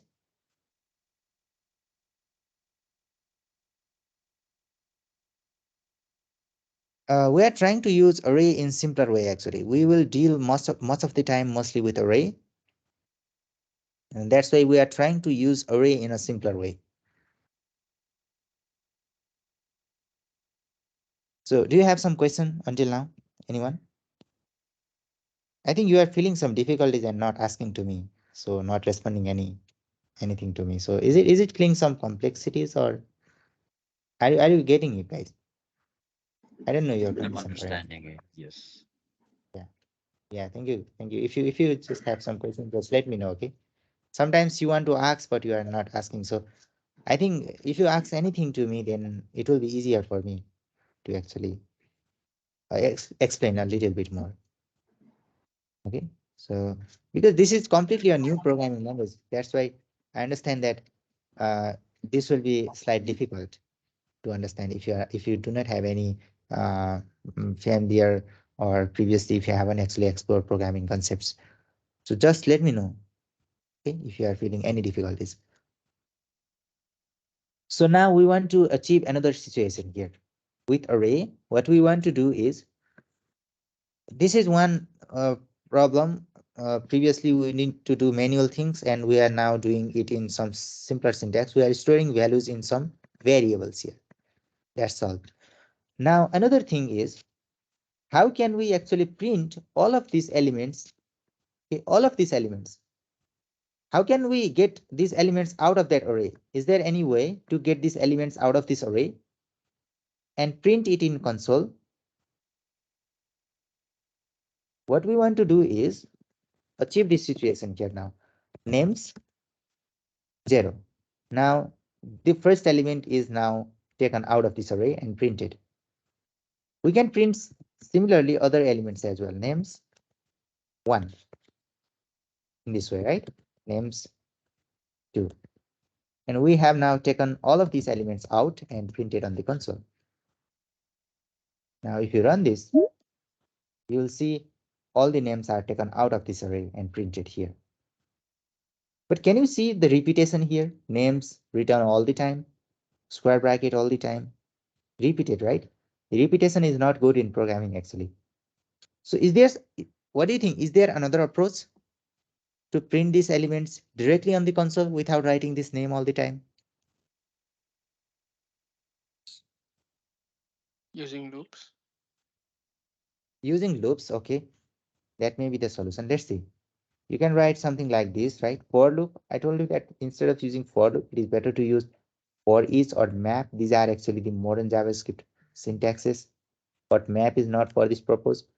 But for each maybe, okay. Let's see. Names dot for each. For each is similar to map method. You need to actually accept some element here. You can write name here. Each and every time it will point to the first element similar to that map method. Now I can console log this name. Let me comment this one and it should provide me the same thing, right? Each and every time name. But I need to do something more here because it is not printed in the same line here, right? It is printed in the different line. Previously it was printed in the same line. Can you see here?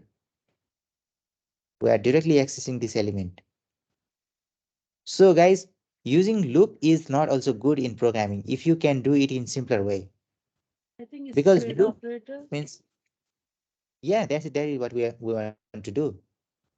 But we don't know about spread operator, and if we have some other simpler approach, actually we are actually researching searching about other way instead of spread operator, because we don't know that concept as well, right?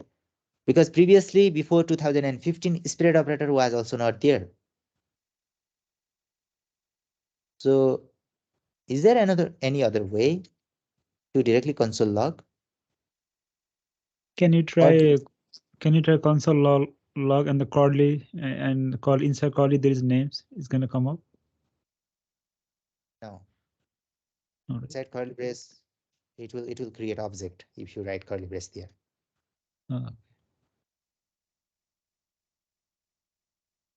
Actually, that is not simpler before 2015. That's why JavaScript was not popular before 2015.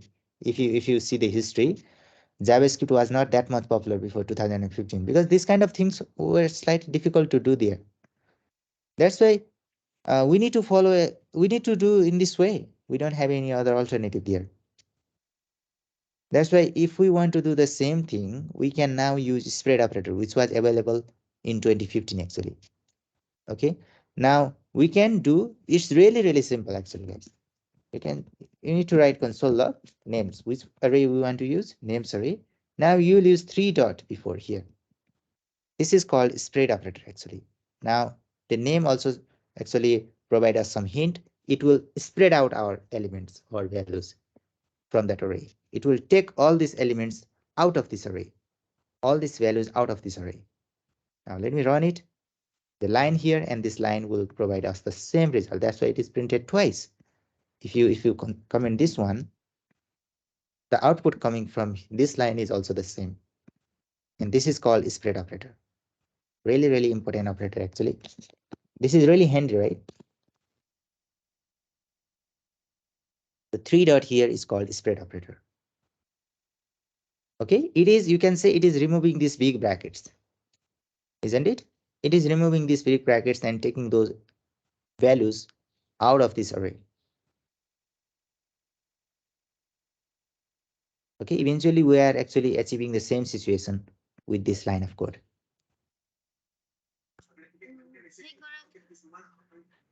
Hey, Use three dots, right? yeah, can you repeat please once again? Every time we need to write three dots to use a spread operator. Yeah, if you want to use spread operator, then you will write three dots. But you can only use spread operator with array. Okay, you need to be careful. If this name is not array, for example, if you have number 10 here, then now you cannot use spread operator. If you run this, let's see, it says spread syntax requires something called iterative symbol. Iterate, iterator or iterative things are possible with arrays only. Later we'll see those are somehow possible with object as well, and we can sometimes use object spread operator with objects. But now you can say that it needs to be array, otherwise we cannot use spread operator. But you'll be amazed, it will also be valid for string. Yeah, and string acts like array actually here at this location. We'll talk about that behavior sometimes later, but now you can just think that we can use spread operator with arrays or iterative elements. And arrays is actually iterative elements. So that's why we are using spread operator with array here. Otherwise you cannot use it. Okay.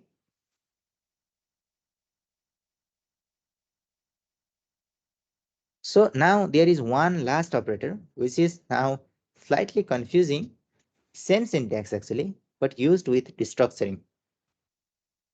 Okay. Just see what is this doing and then we'll discuss. Okay, first name. Now I'm just console logging this first name and second name here. I'm once again going with destructuring. Okay, destruction concept, first name and second name. I want to write second name here. Now let's see, first name and second name are now John and Alex. You can just print it in different line as well. You can just write console log and second name. So Alex is the first name and John is the second name. But you can also use the similar syntax here at this location. Inside this square bracket, inside the structuring sign, with any variable, either with this one or this one. Let me use that spread operator syntax and we'll call it a different syntax name. We'll give it a different name instead of spread operator. And the syntax is same actually, three dot. And let's see what is the output with the second name. Okay, first name will still be Alex, but let's see what is the second name. I'm running it once again. Now, can you see what is happening here, guys? It returns an array second name.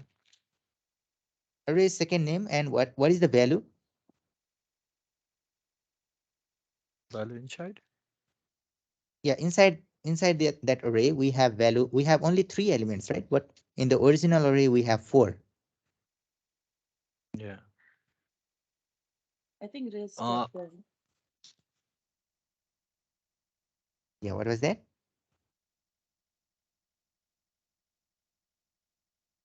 What is happening? What is happening? Can you repeat again, please? I think rest so I of the think element is skipping the first one and then printing the Keeping the second first one. one. Okay. It means if I create another variable name may be anything. Let me create X variable. Now what will be inside the second name then? Will it still be John Ram Lakshman here inside this large bracket? It's gonna skip only the two second. elements would be there. Ram and Only Lakshman will be there, I think. only these two elements, right? Yeah. So can you guess what is happening here now? Like so I think there's It's okay. structuring the array as well as spreading it. Like it's creating the like array of the remaining like leftover like leftover values that for which values are not assigned. Yeah, that's absolutely right. Leftover, remaining. That is the correct word. That's why this syntax is not called spread operator. It is called rest operator. Okay. If you use this, the syntax is same. Okay. But if you use this syntax with destructuring, then it will be called rest operator, not spread operator. Okay. Sometimes it is called rest parameters as well, because it is used in the location of function. Later we'll see the use case. That's why it is called parameter. But you can say that this is not a spread operator. This is a rest operator. And it is actually the opposite of a spread operator. What was spread operator doing? It was removing an array, right? Removing array and getting those elements out of the array. Is it correct? Spread operator is removing array, right? But this rest operator is creating an array. It is creating an array here. So spread operator previously was removing array. We saw here it is now removing array, and it will just print the elements out of that array, get those elements out of that array and just print it in this way. But this rest operator here, the second name is rest operator, and it is creating array and putting those leftover elements in that array. Leftover means if you create variables, that's fine. And if you haven't create rest of the variables, you can store it in a single value, single variable called second name, and it will create an array and store rest of the elements in that array. Okay, you can just write other here, and this is actually the other elements that are stored here.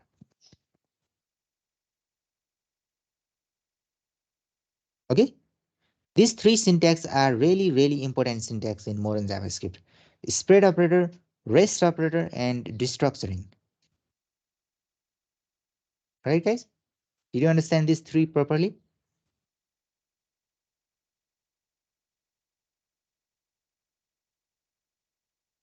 Yeah, do you have some question for me? Spread operator.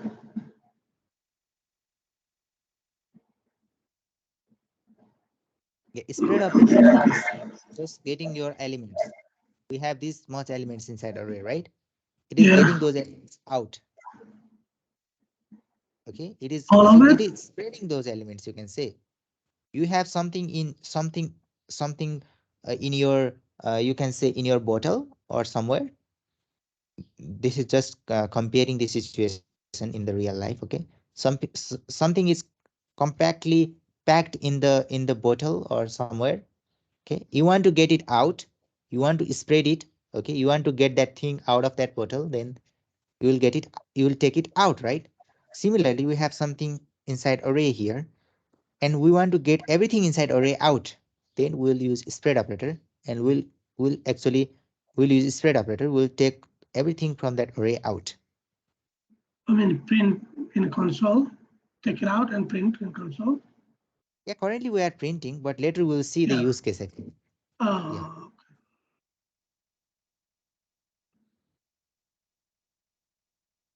It means we can use that spread operator only at the last, right? At the last means somewhere. If we use that spread operator at the first position, like at the place of first name, Okay. what will happen at the output? Here. Yep. Okay. So we are writing spread operator here, x here. Oh, okay. Let's see, and let's see x as well. Okay. What do you think? What will happen? Can we just guess before seeing the output? Since the term is a rest operator, I think we cannot use that first. Cannot use that first. Okay. Should be, it should be, because it is not showing any error, right? Rest means sometimes rest of them means everything. That may be also the possible situation, right? If any name is not used, then what are these names? What are the available names? Rest of the names are available means all of these are available. It makes sense if we use here as well, right? Syntax is correct. It will work here. Let's see. So here it says rest elements must be last element. Let me try to remove this one now, okay? And let me comment this one because we don't have X and other. Let's see if it's still it is saying us this last element. And now it is providing us all the values. So rest of the operators, rest of the values means all the values because we haven't used any other variable. We haven't created any other variable before, right? We haven't created something like a here. If we create some variable, then rest of the elements means these three names. Okay, because we haven't created any variable here. Rest of the elements means all of the elements because we haven't consumed any variable, right? But make sure that you will not create any other variable after rest operator. If you try to create any variable here, now let me run it. It will say something like this. Hey, you want to make something after rest operator? Because rest means I have taken rest of your element. You don't have any elements left. So you cannot create any variable here after rest operator. Okay, if you want to create, then you need to create here because it doesn't make any sense, right? If you just got all of the rest of the elements in the first name, then what do you expect here in A? Doesn't make any sense, right? That's why if you want to use some variable, then you will use before writing rest operator.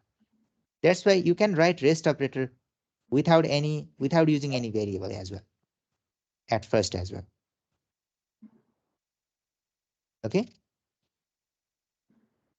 is this fine?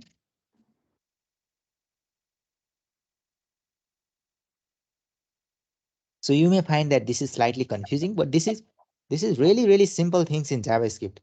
Actually, the most complex thing in JavaScript is regarding asynchronous JavaScript. Later we'll see that one. That's why I'm not actually providing you much more real case situation here and much more example because this is really simple to use. Later you will understand that when we are using it, this is really simple. You write three dots, then it becomes rest here. You write three dots somewhere here, it becomes spread here. You write in large bracket, it will create variable. This is really simple actually, not that much complex. So don't worry about these things. It will make sense eventually once you start using these things with React. But you need to at least know the syntax, at least know where to use it. Okay? If you want to create variable, then you'll do it here. Okay. If you want to just take all the elements out, you'll use this syntax. If you want to store it in rest of the, if you want to just get the rest of the values, then you'll actually use three dots inside the structuring here. All right. Later we'll see the use case with function parameter as well, but currently we are using it with destructuring. Is this fine, guys? Any questions?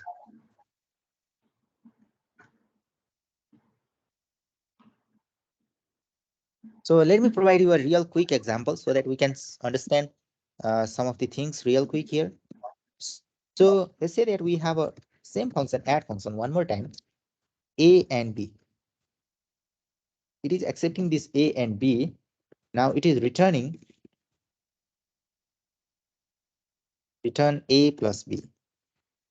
So I need to call this function and provide this two value, right? Am I correct? This is the valid syntax for function, right?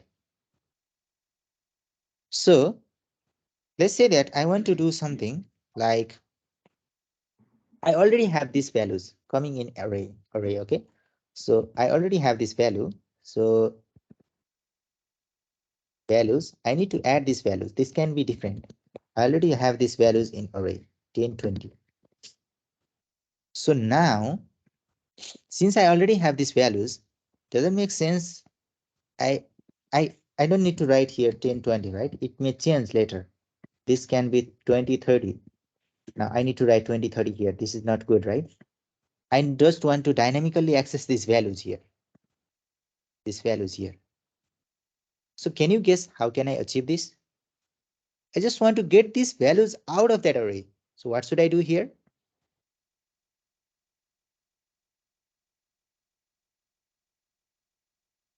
Whenever you want to get those values out of that array, all those values out of that array, then what should we do? Which syntax should we use? Spread operator, res parameter, or Yeah. string? Yeah, spread operator. Get all of that out. Spread operator. So I am actually getting this 20 and 30 here, getting these two out. So let me, instead of return, let me write console log here so that we can see in console. Now if you run it here, now I have 50. It will not work without a spread operator here. What is happening here? Values, we are passing array here, but we accept number, right? It will not work if you just pass values here.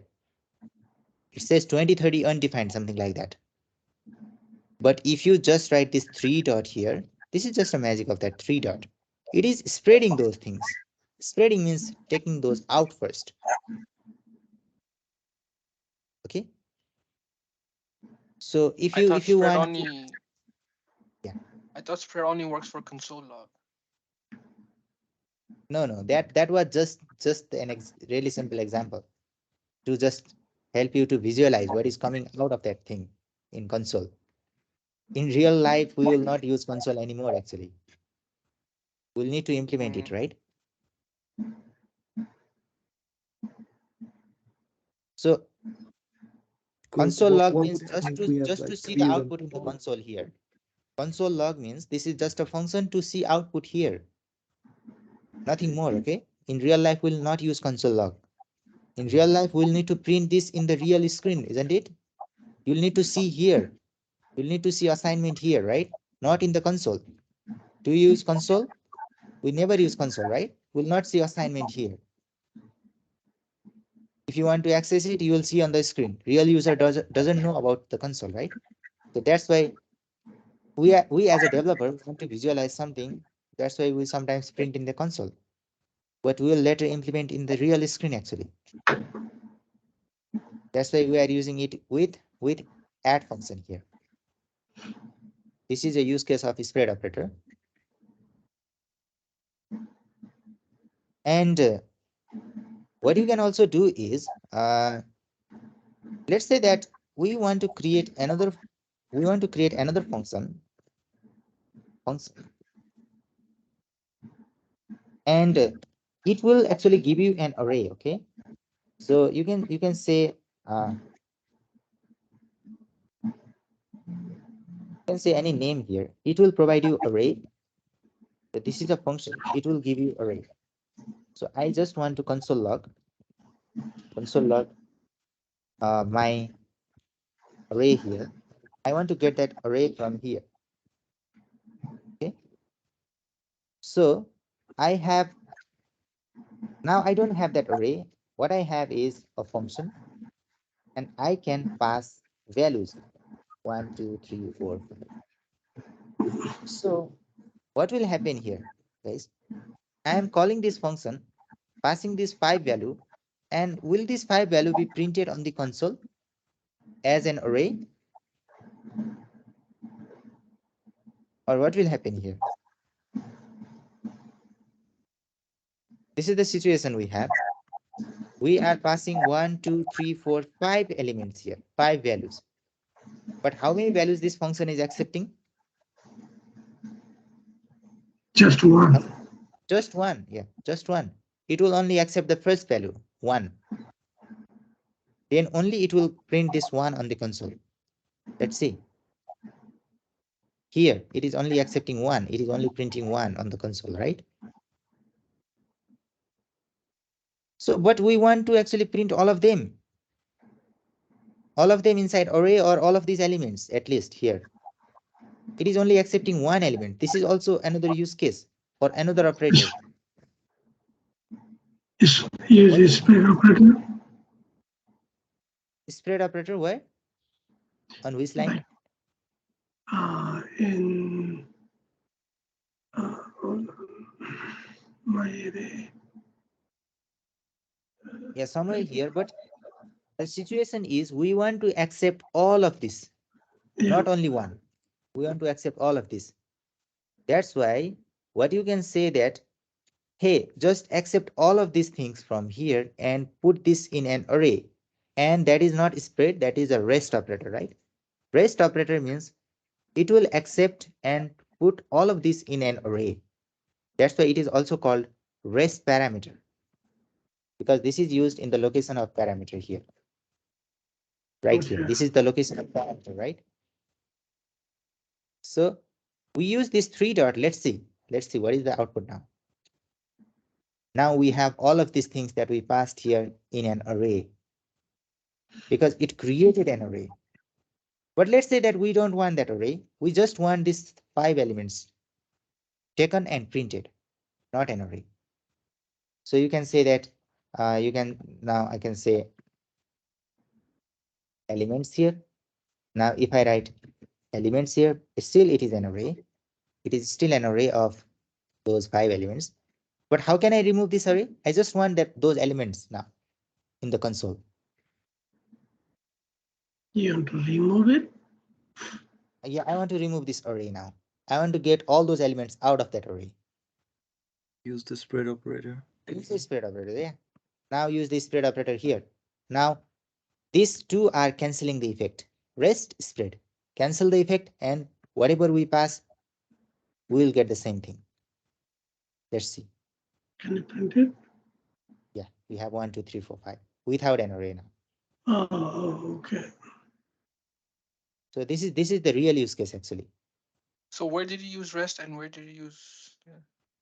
Right here, this is a rest. Right here, this is a spread, right? I told you rest is also called parameter, right? That's why we use in the location of parameter. We cannot call this one is a rest operator. Okay, if you use this in the location of parameter, this is called rest operator or rest parameter. And I told you other location as well. Where is the other location? Either in the location of parameter and Destructuring the array. yeah, inside destructuring right here. That's why you can use spread operator, sorry, rest operator either with destructuring or in the location of parameter here. Okay. But and how does array result that elements know that you need to get the values from, I don't know, values array? Is that what's going on? Because you didn't mention anything about like do the rest operator on this array, right? Because we are passing, because these are already related, right? We are calling the same function, right? Oh, whatever we pass here will be received here. Oh, okay. That's why we are passing this thing here. This will actually take rest of the elements. I told you that if you directly use rest operator initially, it will take all of these things. We tried this here as well, right? If you just create, so what will happen if I write something here? If I just write comma here, or if I at least write a here. Now what will be the elements now? Now what will we see on the console here? Instead of 1, 2, 3, 4, 5? 2, 3, 4, 5. 2, 3, 4, 5. Let's see. 2, 3, 4, 5. We spread that array. That's why that array is removed from this line. Without spread, we'll receive array because we use the first element. Now rest of the elements are 2, 3, 4, 5. That's why we have 2, 3, 4, 5 here. If you don't write this spread operator here, then that will give you an array, because rest parameter always give you an array, right? Okay. So yeah, this is slightly confusing as well. Eventually we'll practice, but I just want you to make sure that Rest parameter is always used either in the location of this parameter here of a function or with destructuring syntax here. On the other, except these two locations. Why is this the spread operator removing the array? Like it prints the numbers, but it removes the array properties like comma and brackets, right? You mean why are we writing this here? Right? No, I mean, like, yeah, when you do this, it prints 2, 3, 4, 5. But when you put dot dot dot, it removes the array. Like the spread operator, it removes that bracket, square bracket, and commas, but it still prints 2, 3, 4, 5 or not? It will print whatever inside that array. Okay. Okay. Currently inside array we have 2, 3, 4, 5 here, right? That's why it will print 2, 3, 4, 5. If you write 3 dot here, it will only give you element. If you don't write 3 dot, it will give you element inside array. But element will not change actually. But if you once again write b here, now we consumed two values. We consumed 1 and 2 values in variable a and b. That's why now we only have 3, 4, 5 left. Now inside elements we will have 3, 4, 5. Okay. If you want to get these elements out, then you will need to use spread operator here. Now we got those elements out. Okay. Out. I'm not understanding what you mean by that out. Like what do you do with the? Do you removing that from the array? It's not an array anymore. Yeah. Let me show you here. If I write console log here and 1, 2, 3, 4, 5, 6, I have this inside array, right? Yeah. If I run it, this is inside an array. Now that spread operator will simply remove this array. If you use spread operator, it will simply remove array and it will be printed. Those numbers will be printed here. Okay. This is what I mean. Take those out. Just prints out the numbers without. No, without. Yeah. We can print those numbers however we want. Currently, we are showing it in console, but spread operator means removing that array. That's all. Okay. Okay. Yeah. Maybe tomorrow we'll talk something more about spread operator as well as destructuring as well. What you can also do is, can you tell me what will happen if, let's say that I am providing you this final example, then we'll in this session here, const first array. This is the first array. Okay, I have this element 1, 2, 3, 4 here, and I have another array, second array. This is another use case of that spread operator actually. So 5, 6, 7, 8. What we want to do is combine these two arrays together in a single array. Inside that array, we want 1, 2, 3, 4, 5, 6, 7, 8 number. So we want this output actually. This output from this two array. So now can you tell me, can anybody tell me how can I achieve this output? If it were a set, I would put union. Maybe Yes. spread them and then rest them. So you have to constrain first array. Oh yeah. Is equal to. Okay. So just assist me. I want a third variable, const third array. Let's say third array. In that array, I want this output actually. And if I print that third array, then everything should come inside a single array, all of this value. So what should I write here? You have to write the first array plus second array. Okay, let's try that one. try this one. Okay, first array. You need to have the array out of that, not just element. We are actually concatenating these two together. Eventually, we got somehow similar, but 4 and 5 are combined together. It becomes 45 here. And actually, these are no more number here as well. So yeah, actually these are numbers, but 45, 4 and 5 combines together to become 45. This operator is, what is this operator actually called? Concatenation.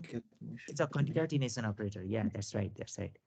Currently, it is removing an array and concatenating these 4 and 5 together. It becomes 45 here. This is not the output we want, right?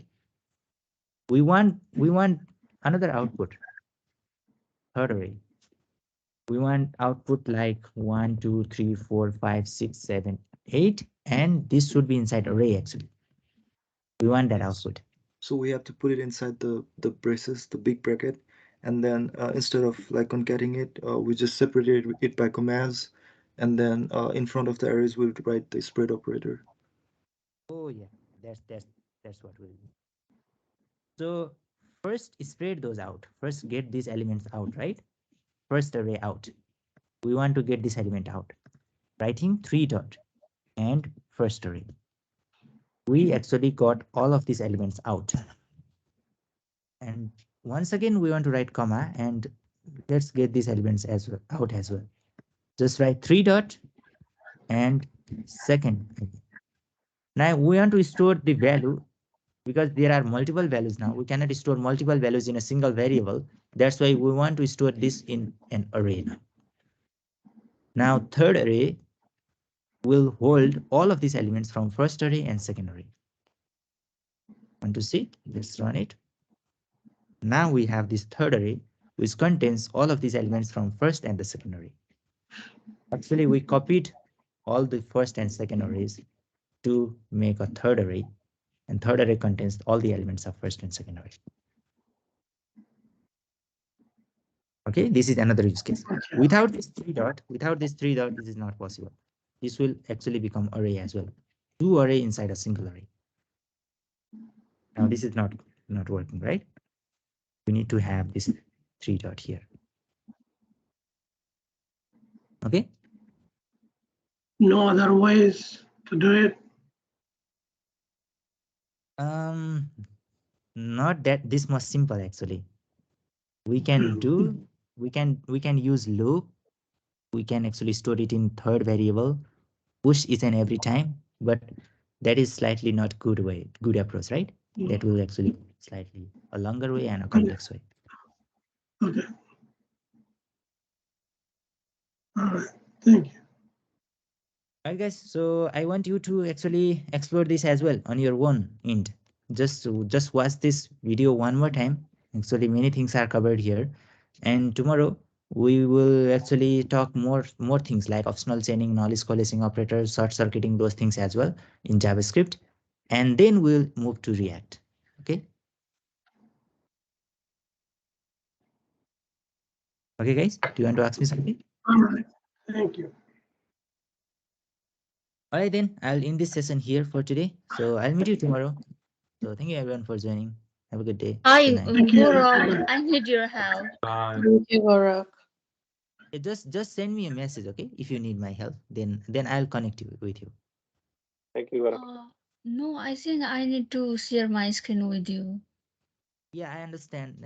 Can you send me a message on Microsoft Team? Yeah, I already sent it to you. All right. I'll connect with you. Okay. All right. Thank you, sir. Thank you, everyone. Have a good day. Good.